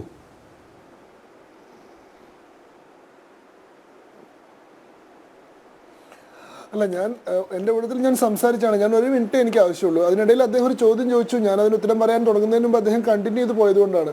ഇത് മറ്റാരും അല്ലല്ലോ, ബഹുമാനപ്പെട്ട കേരള ഹൈക്കോടതിയിലെ ഡിവിഷൻ ബെഞ്ച് തന്നെയല്ലേ നികുതി അടയ്ക്കാനുള്ള തീരുമാനത്തെ റദ്ദ് ചെയ്തത് എന്ന് അദ്ദേഹം ചോദിച്ചു. ബഹുമാനപ്പെട്ട കേരള ഹൈക്കോടതിയാണ് അത് ചെയ്തത്. പക്ഷേ കേരള ഹൈക്കോടതിക്ക് അതല്ലാതെ മറ്റൊന്നും ചെയ്യാനുള്ള സാഹചര്യം ഇല്ല നിലവിലെ വഖഫ് നിയമപ്രകാരം എന്നുള്ളതാണ്. ബഹുമാനപ്പെട്ട കേരള ഹൈക്കോടതിയുടെ സിംഗിൾ ബെഞ്ചാണ് ഇവരെ കരമടയ്ക്കാൻ അനുവദിച്ചത്. സർക്കാരിൻ്റെ ഒരു തീരുമാനത്തിന്റെ അടിസ്ഥാനത്തിൽ ഇവർക്ക് കരമടയ്ക്കാൻ അനുവദിച്ചത് ബഹുമാനപ്പെട്ട ഹൈക്കോടതിയുടെ സിംഗിൾ ബെഞ്ചാണ്. അതിന് മേലെ അപ്പീൽ പോയപ്പോൾ ഹൈക്കോടതി എന്ത് ഉത്തരവിന്റെ അടിസ്ഥാനത്തിലാണ് ഇവരെ കരമടയ്ക്കാൻ നിങ്ങൾ അനുവദിക്കുന്നതെന്ന് ചോദിച്ചു. അവിടെ സർക്കാർ ഒരു ഉത്തരവ് പുറപ്പെടുവിച്ചിരുന്നില്ല. സർക്കാർ വാക്കാലുള്ള ഒരു എഗ്രിമെന്റിന്റെ അടിസ്ഥാനത്തിൽ മാത്രം ആളുകളോട് നിങ്ങൾ തൽക്കാലം കരമടച്ചോളൂ എന്ന് പറയുകയാണ് ചെയ്തത്. ഇതുമായി ബന്ധപ്പെട്ട് മുഹമ്മദ് ബഷീർ നിയമസഭയിൽ ചോദിച്ചിട്ടുള്ള ചോദ്യത്തിന് ബഹുമാനപ്പെട്ട വഖഫ് വകുപ്പ് മന്ത്രി, ന്യൂനപക്ഷ ക്ഷേമ വകുപ്പ് മന്ത്രി അബ്ദുറഹ്മാൻ തന്നെ പറയുന്നുണ്ട്, അവർക്ക് കരമടയ്ക്കാൻ ഞങ്ങൾ വാക്കാൽ നിർദ്ദേശം നൽകിയെങ്കിലും അതുമായി ബന്ധപ്പെട്ട് വാക്കാൽ ഞങ്ങൾ നിർദ്ദേശം നൽകിയെങ്കിലും അതുമായി ബന്ധപ്പെട്ട് സർക്കാർ ഉത്തരവുകളൊന്നും പുറപ്പെടുവിച്ചിരുന്നില്ല. അപ്പോ എന്താ പറയാ, നിസാർ കമ്മിറ്റി റിപ്പോർട്ട് നടപ്പാക്കണമെന്ന് പറഞ്ഞുകൊണ്ടുള്ള സർക്കാരിന്റെ ഉത്തരവാണ് അവസാനം സ്റ്റാൻഡ് ചെയ്യുന്ന റിപ്പോർട്ട്. അതിന് മേലെ വേറെ റിപ്പോർട്ട് വന്നിട്ടില്ല. അങ്ങനെ ഇരിക്കുക ഹൈക്കോടതിയിൽ പോയി കഴിഞ്ഞാൽ ഹൈക്കോടതിക്ക് എന്താ പറയാൻ പറ്റുക? നിലവിലുള്ള സർക്കാർ ഉത്തരവ് നടപ്പാക്കണം, ഉത്തരവില്ലാണ്ട് നിങ്ങൾ അതിനെ വയലേറ്റ് ചെയ്യരുതെന്നല്ലേ? അതൊരു വലിയ കാര്യമായിട്ട് പറയുന്ന ആളുകളെ വഞ്ചിക്കുന്ന പോലെയാണ്. പിന്നെ രണ്ടാമത്തെ കാര്യം, ഇത് എന്താ, ഞങ്ങളാരും എടുത്തു പിടിച്ച് കൊണ്ടുവന്നൊന്നുമല്ല, ഇത് വഖഫ് ബോർഡോ അല്ലെങ്കിൽ മുസ്ലിം സംഘടനകളോ ഒന്നുമല്ല ഈ പ്രശ്നം ഉണ്ടാക്കി കൊണ്ടുവന്നത്. ഇത് ഏതോ സ്വകാര്യ വ്യക്തിയാണ് ഹൈക്കോടതിയിൽ പോയി എന്നൊക്കെ പറഞ്ഞാൽ, ഇവിടെ വഖഫ് ബോർഡ് ഈ സീനിൽ എൻ്റർ ചെയ്യുന്ന എപ്പോഴാണ്? 1975 ബഹുമാനപ്പെട്ട ഹൈക്കോടതി ഇത് ഫാറൂഖ് കോളേജിന് അർഹതപ്പെട്ട ഭൂമിയാണെന്ന് പറയുന്നു. ഇത് ഫാറൂഖ് കോളേജ് വഖഫ് ബോർഡും തമ്മിലുള്ള തർക്കമാണ്. അതായത് ഫാറൂഖ് കോളേജ് അവകാശപ്പെടുന്നത് ഞങ്ങൾക്ക് ഗിഫ്റ്റ് ഡീഡ് ആയിട്ട് കിട്ടിയിട്ടുള്ള ഭൂമിയാണ്, ഞങ്ങളുടെ മാത്രം ഭൂമിയാണ്. വഖഫ് ബോർഡ് പറയുന്നത് ഫാറൂഖ് കോളേജിന് കിട്ടിയെങ്കിൽ പോലും അത് വഖഫാണ്, അതുകൊണ്ട് ഫാറൂഖ് കോളേജിനും അത് ട്രാൻസ്ഫർ ചെയ്യാൻ അധികാരമില്ല എന്നാ. പക്ഷെ 1983-നും 1993-നും ഇടയ്ക്കുള്ള 10 കൊല്ലം കൊണ്ട് ഇതിൽ 188 ഏക്കർ ഭൂമി ഫാറൂഖ് കോളേജ് വിറ്റിട്ടുണ്ട്. ആ കാലഘട്ടത്തിൽ ഏതാണ്ട് 33 ലക്ഷം രൂപയോളം ഫാറൂഖ് കോളേജിന് കിട്ടിയതായിട്ട് രേഖകളുണ്ട്. ഈ സമയത്താണ് മുൻ വഖഫ് ബോർഡ് മെമ്പർ, അദ്ദേഹത്തിന്റെ പേര് നാസർ മനയിൽ എന്നാണ്, former Waqf board member and secretary of Kochi based Kerala Waqf Samrakshana Vedi. Kerala Waqf Samrakshana വേദി എന്ന് പറയുന്ന സംവിധാനത്തിന്റെ ഭാഗമായിട്ടുള്ള ആളാണ് വഖഫ് ബോർഡ് ഈ ഭൂമി ഏറ്റെടുക്കണമെന്ന് ആവശ്യപ്പെട്ടുകൊണ്ടുള്ള നിയമ നടപടികൾ ആരംഭിക്കുന്നതും. സ്വാഭാവികമായും നമ്മൾ ഉണ്ടാക്കി വെച്ചിട്ടുള്ള വഖഫ് നിയമപ്രകാരം ഒരു ഭൂമി വഖഫാണെന്നൊരു കണ്ടൻഷൻ വന്നു കഴിഞ്ഞാൽ പിന്നെ സിവിൽ കോടതികൾക്ക് പോലും അതിൽ ഇടപെടാൻ കഴിയാണ്ട് വരും. അതല്ലേ section 85 bar of jurisdiction of civil codes. പിന്നീട് ആ കാര്യത്തിൽ വഖഫ് ബോർഡിന് മാത്രം തീരുമാനം എടുക്കാൻ കഴിയുന്ന സാഹചര്യം ഉണ്ടാവും. വഖഫ് ബോർഡ് തീരുമാനിച്ചു ഇത് വഖഫ് ഭൂമിയാണെന്ന്. സർക്കാർ കമ്മീഷനെ അപ്പോയിന്റ് ചെയ്തപ്പോൾ കമ്മീഷന്റെ കണ്ടെത്തലിൽ എന്താണ്, വഖഫ് ഭൂമിയാണ്, ഇത് അന്യാധീനപ്പെട്ടു എന്ന് പറഞ്ഞു. അതിന്റെ അടിസ്ഥാനത്തിൽ ആ ഭൂമി തിരിച്ചുപിടിക്കണമെന്ന് സർക്കാർ ഉത്തരവിറക്കി. ആ ഉത്തരവ് ഇപ്പോഴും സ്റ്റാൻഡ് ചെയ്യാണ്. ആ ഉത്തരവ് നിങ്ങൾ പിൻവലിക്കാതെ നിങ്ങൾ തൽക്കാലം കരമടച്ചോളൂ എന്ന് പറഞ്ഞാൽ ഈ പറയുന്ന ആളുകൾ ഹൈക്കോടതി പോയി കഴിഞ്ഞാൽ ഹൈക്കോടതി എന്താ പറയുക? കരമടയ്ക്കാൻ പറ്റില്ല, കാരണം സർക്കാർ ഉത്തരവ് അതിനനുസൃതമായിട്ടുള്ളത് ഇറക്കിയിട്ടില്ല എന്ന് പറയും.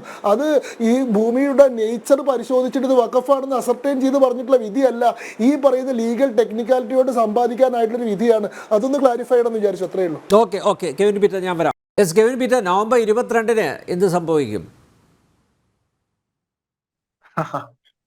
ഞാൻ അതിലേക്ക് വരുന്നതിന് മുമ്പ് നമ്മുടെ പ്രിയപ്പെട്ട മുജീബ് റഹ്മാൻ അദ്ദേഹം പറഞ്ഞ ഒരു പരാമർശമുണ്ട്. അദ്ദേഹത്തെ ഒരു മുൻവിധിയോടുകൂടി എനിക്ക് സമാധാനത്തെ കുറിച്ചൊന്നും പറയാനൊരു അർഹതയും ഇല്ലാത്തവനാണ്, ഞാൻ ഏതോ ഭീകര സംഘടനയുടെ നേതാവാണ് എന്ന രീതിയിലാണ് അദ്ദേഹം പറഞ്ഞത്. എന്റെ പ്രിയപ്പെട്ട മുജീബെ, ഞങ്ങൾ ഇപ്പോ ശരീഅത്ത് നിയമം പോലെ കാനോൻ നിയമപ്രകാരം ഇന്ത്യ ക്രിസ്ത്യൻ രാജ്യമാക്കി മാറ്റണമെന്ന് ഞങ്ങളൊന്നും ആവശ്യപ്പെട്ടിട്ടില്ല. സ്വാതന്ത്ര്യ സമരത്തിന്റെ ഭാഗമായി നിന്ന് കിട്ടിയതിൽ ഇന്ത്യൻ പൗരന്മാരായി ഇപ്പോഴും ഇവിടെ ജീവിക്കുകയാണ്. അല്ല, ഞങ്ങളുടെ ബൈബിളിൽ അതിനെക്കുറിച്ച് എഴുതി വെച്ചിട്ടില്ല. കാസ് ഒരിക്കലും അമ്പലനടയിൽ പച്ചക്കിട്ട് കെട്ടിത്തൂക്കി കത്തിക്കും എന്നൊന്നും പറഞ്ഞിട്ടില്ല. അരിയും മലരും കുന്തിരിക്കൊന്നും വാങ്ങി വെക്കാൻ പറഞ്ഞിട്ടില്ല. ഞങ്ങളുടെ മുദ്രാവാക്യം എന്ന് പറയുന്നത് എന്റെ രാജ്യം എന്റെ വിശ്വാസം എന്നുള്ളതാണ്. സ്വന്തം വിശ്വാസം പോലെ തന്നെ സ്വന്തം രാജ്യത്തെ സ്നേഹിക്കുക എന്നുള്ളത്. അപ്പൊ ഇങ്ങനെ ഒരു മുൻവിധിയോട് കൂടെയൊന്നും ഒരിക്കലും സംസാരിക്കരുത്. പിന്നെ അദ്ദേഹം പറഞ്ഞ ഒരു കാര്യമുണ്ട്, 75-ലെ കുടിയാൻ സംഘവും ഫറൂഖ് കോളേജും തമ്മിലുള്ള കേസിൽ അത് വഖഫാണെന്ന് ഒരിക്കലും ഹൈക്കോടതി ഡിവിഷൻ ബെഞ്ച് പറഞ്ഞിട്ടില്ല. അത് ഗിഫ്റ്റ് ഡീഡായി ഇതുള്ള പ്രത്യേക ക്ലോസുകളുള്ള ഒരു ഗിഫ്റ്റ് ഡീഡായി ഫറൂഖ് കോളേജിന് കിട്ടിയ ഭൂമിയാണെന്നാണ് അതിൽ പറഞ്ഞിരിക്കുന്നത്. അല്ലാതെ വഖഫ് എന്നൊരു വാക്ക് അന്ന് അവിടെ ഡിവിഷൻ ബെഞ്ച് 75-ൽ കുടിയാൻ സംഘവും ഫറൂഖ് കോളേജും തമ്മിലുള്ള കേസിൽ ഉപയോഗിച്ചിട്ടേ ഇല്ല. പിന്നെ ഈ അദ്ദേഹം ഈ കരം റദ്ദാക്കിയത് അത് ഹൈക്കോടതി തന്നെയല്ലേ കരം റദ്ദാക്കിയത്, അത് വഖഫ് ആയതുകൊണ്ടല്ലേ എന്ന് അദ്ദേഹം പറയുന്നത്. അല്ല, ഹൈക്കോടതിക്ക് നേരത്തെ പറഞ്ഞതുപോലെ അങ്ങനെ ചെയ്യാൻ സാധിക്കും. 2013-ലെ അല്ലെ 95-ലെ ആക്ടും 2013-ലെ അമെന്റ്മെന്റ് പ്രകാരം അങ്ങനെ ചെയ്യാൻ സാധിക്കും. ഇത് വാക്കാൽ കരം സ്വീകരിച്ചു കൊള്ളുവാൻ അന്നത്തെ ഒരു കളക്ടറുടെ അധ്യക്ഷതയിൽ ചേർന്ന ആ ഒരു യോഗത്തിലെടുത്ത തീരുമാനപ്രകാരം കരം സ്വീകരിച്ചു കൊള്ളുവാൻ ഇവിടുത്തെ വില്ലേജ് ഓഫീസ് പോലെയുള്ള ഓഫീസുകൾക്ക് നിർദ്ദേശം കൊടുക്കുകയും അതിൻ പ്രകാരം ഈ മുനമ്പത്തുള്ള കുറച്ച് ആളുകൾ കൊണ്ടുപോയി കരമടക്കുകയും ചെയ്തു. അതിനെ തുടർന്ന് ഈ കേസ് ഹൈക്കോടതിയിലേക്ക് വന്നപ്പോഴത്തേക്ക് അത് സിംഗിൾ ബെഞ്ചിന്റെ ഇത് പ്രകാരമാണ്. അപ്പൊ ഹൈക്കോടതിയിലേക്ക് വരുമ്പോഴത്തേക്ക് സർക്കാർ കൊടുത്ത ഡോക്യുമെന്റിൽ, ഇംഗ്ലീഷ് ഡോക്യുമെന്റിൽ പറഞ്ഞിരുന്നത് ഇത് വഖഫ് ഭൂമി ആയതുകൊണ്ട് കരം സ്വീകരിക്കാൻ പാടില്ല എന്ന്. അത് ആ മജീദിന്റെ സബ്മിഷനും മന്ത്രിയുടെ മറുപടിയിൽ നിന്നും അത് വളരെ വ്യക്തമാണ്. ആ രേഖകൾ പ്രകാരമാണ് ഹൈക്കോടതി കരം സ്വീകരിക്കുന്നത് റദ്ദാക്കിയത്. അല്ലാതെ ഹൈക്കോടതി ഇത് വഖഫ് ഭൂമിയാണെന്ന് നിരീക്ഷിച്ചുകൊണ്ട് കരം സ്വീകരിക്കാൻ പാടില്ല എന്ന നിർദ്ദേശം പുറപ്പെടുവിച്ചതല്ല. നിങ്ങൾ ആടിനെ പട്ടിയാക്കുക ചെയ്യുന്നു, അത് ഒരിക്കലും പാടില്ല. അപ്പം ഇതാണ് ഇതിന്റെ കാരണം. അല്ലാതെ ഒരു കോടതിയും ഇവിടെ പറഞ്ഞിട്ടില്ല, കോടതിക്ക് പറയാൻ സാധിക്കില്ല. പറയണമെന്നുണ്ടെങ്കിൽ ഇവിടെ വഖഫ് നിയമ ഭേദഗതി പാസ്സാവണം. അപ്പോ ഇപ്പം ചോദിച്ച ചോദ്യം പോലെ 22-ാം തീയതി എന്ത് സംഭവിക്കുമെന്ന് ചോദിച്ചാൽ സംഭവിക്കേണ്ടത് എല്ലാ കാര്യങ്ങളും തീരുമാനപ്രകാരം എടുത്തു വെച്ചിരിക്കുകയാണ്. ഇപ്പൊ തന്നെ അവിടെ സംഭവിക്കാൻ പോകുന്നു എന്ന് പറഞ്ഞു കഴിഞ്ഞാൽ ഒരു 5 സെന്റിന്റെ താഴേക്കുള്ള ആളുകൾക്ക് NOC കൊടുക്കും. അതുങ്ങളെയും ബാക്കിയുള്ളവരെയും തമ്മിൽ തെറ്റിക്കും. അവിടെ സമരസമിതിയിൽ സ്പ്ലിറ്റ് ഉണ്ടാക്കും. അതാണ് ആദ്യം സംഭവിക്കാൻ പോകുന്നത്.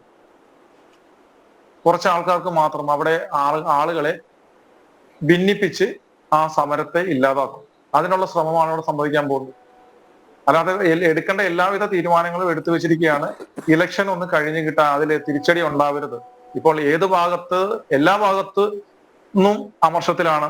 മുസ്ലിം സമുദായത്തിന്റെ ഭാഗത്തു നിന്ന് ഇതൊന്ന് ഉറ്റുനോക്കിക്കൊണ്ടിരിക്കുകയാണ് എന്താണ് തീരുമാനം. അവർക്കും അറിയാം അവരുടെ താല്പര്യങ്ങളെ ഹനിച്ചുകൊണ്ടുള്ള ഒരു നിലപാടും പിണറായി സർക്കാരിന്റെ ഭാഗത്തു നിന്ന് ഉണ്ടാകാൻ പോകുന്നതെന്ന്, അഥവാ ഉണ്ടായാലും പ്രതിപക്ഷം അതിനെ എതിർക്കില്ല എന്നും അവർക്കറിയാം. കാര്യം ഇവര് രണ്ടു കൂട്ടരും കൂടെയാണ് ഈ തന്ത്രമാണ് പയറ്റാൻ പോകുന്നത് അല്ലേ? പയറ്റാൻ പോകുന്നത് തീർച്ചയായിട്ടും. അതെ, എന്റെ കണക്കൂട്ടൽ അത് തന്നെ പല ആളുകളുടെയും ഹൈബി ഈഡൻ ഉൾപ്പെടെയുള്ളവരുടെ പലരുടെയും ഭാഗത്തു നിന്നൊക്കെ പലപ്പോഴും പുറത്തേക്ക് വന്നിട്ടുണ്ട്. അതുകൊണ്ട് തന്നെ 5 സെന്റിന് താഴത്തുള്ളവർക്ക് NOC കൊടുക്കുകയും ബാക്കിയുള്ളവരെ ട്രൈബ്യൂണലുമായിട്ട് ഫൈറ്റ് ചെയ്യാൻ വിടുകയും ചെയ്തുകൊണ്ട് ഇതിനെ രണ്ടാക്കും. അതായിരിക്കും മിക്കവാറും സംഭവിക്കാൻ പോകുന്നത്. എന്ത് തന്നെയായാലും മുനമ്പത്തെ ആളുകളുടെ ഈ 600ഓളം കുടുംബങ്ങളുടെ പ്രശ്നം പൂർണ്ണമായി പരിഹരിക്കുന്ന ഒരു തീരുമാനം എന്തായാലും അവിടെ നിന്ന് ഉണ്ടാകാൻ പോകുന്നില്ല. അത് ഉണ്ടാകണമെന്നുണ്ടെങ്കിൽ വഖഫ് നിയമ ഭേദഗതി പാസ്സാകുക തന്നെ വേണം. ഇവരുടെ അമിതമായ എല്ലാ അധികാരങ്ങളും എടുത്ത് ദൂരെ കളയണം. ശരിക്കും പറഞ്ഞാൽ ഈ ബോർഡ് തന്നെ പിരിച്ചുവിടേണ്ടതാണ്. അതായത് 1947 ശേഷം ഇവർ മുൻകാല അവകാശവാദം ഉന്നയിച്ച് കൈക്കലാക്കിയിട്ടുള്ള എല്ലാ ഉടമകൾക്കും ഭൂമി തിരികെ കൊടുക്കുകയാണ് വേണ്ടത്. അതാണ് ധാർമ്മികത. അല്ലാതെ ഇവരെ ഇനി ഈ രീതിയിൽ ഒരു കാരണവശാലും തുടരാൻ അനുവദിച്ചുകൂടാ. അതുകൊണ്ട് ഇനി സർക്കാരിന്റെ ഭാഗത്തുനിന്ന് ഉണ്ടാകാൻ പോകുന്ന ഇതെന്ന് പറയുന്നത് ഇവിടുത്തെ ഭരണപക്ഷവും പ്രതിപക്ഷവും മറ്റു ചില ആളുകളും എല്ലാം കൂടെ ചേർന്നെടുത്ത തീരുമാനപ്രകാരമാണ്. ആ തീരുമാനമൊക്കെ റെഡിയാക്കി വെച്ചിരിക്കുകയാണ്. ഇനി ആ ഇലക്ഷൻ കഴിഞ്ഞിട്ടാണെന്ന് കാത്തിരിക്കുകയാണ്. അതിങ്ങനെ തന്നെയായിരിക്കും. നീതിപൂർവമായ പൂർണ്ണമായ ഒരു പ്രശ്ന പരിഹാരം ഉണ്ടാവാൻ പോകുന്നില്ല. എന്തായാലും നമുക്ക് പ്രതീക്ഷിക്കാം നല്ലൊരു തീരുമാനം ഉണ്ടാവട്ടെ. നിങ്ങൾക്ക് എന്തായാലും ഗുരുവായൂർ, ഞാൻ നേരത്തെ ചൂണ്ടിക്കാണിച്ചതുപോലെ ഗുരുവായൂർ ദേവസ്വത്തിൻ്റെ ഭൂമി പോലും വഖഫ് ചെയ്ത് കൊടുത്തിരിക്കുകയാണ്. അതിൻ്റെ അടിസ്ഥാനത്തിൽ വളരെ പഴയ ഒരു ക്ഷേത്രം പൊളിച്ച് അവിടെ പള്ളി പണിതുകൊണ്ടിരിക്കുകയാണ്. അതിൻ്റെ കൂടുതൽ വിവരങ്ങൾ നാളെ ഞങ്ങൾ പുറത്ത് വിടും.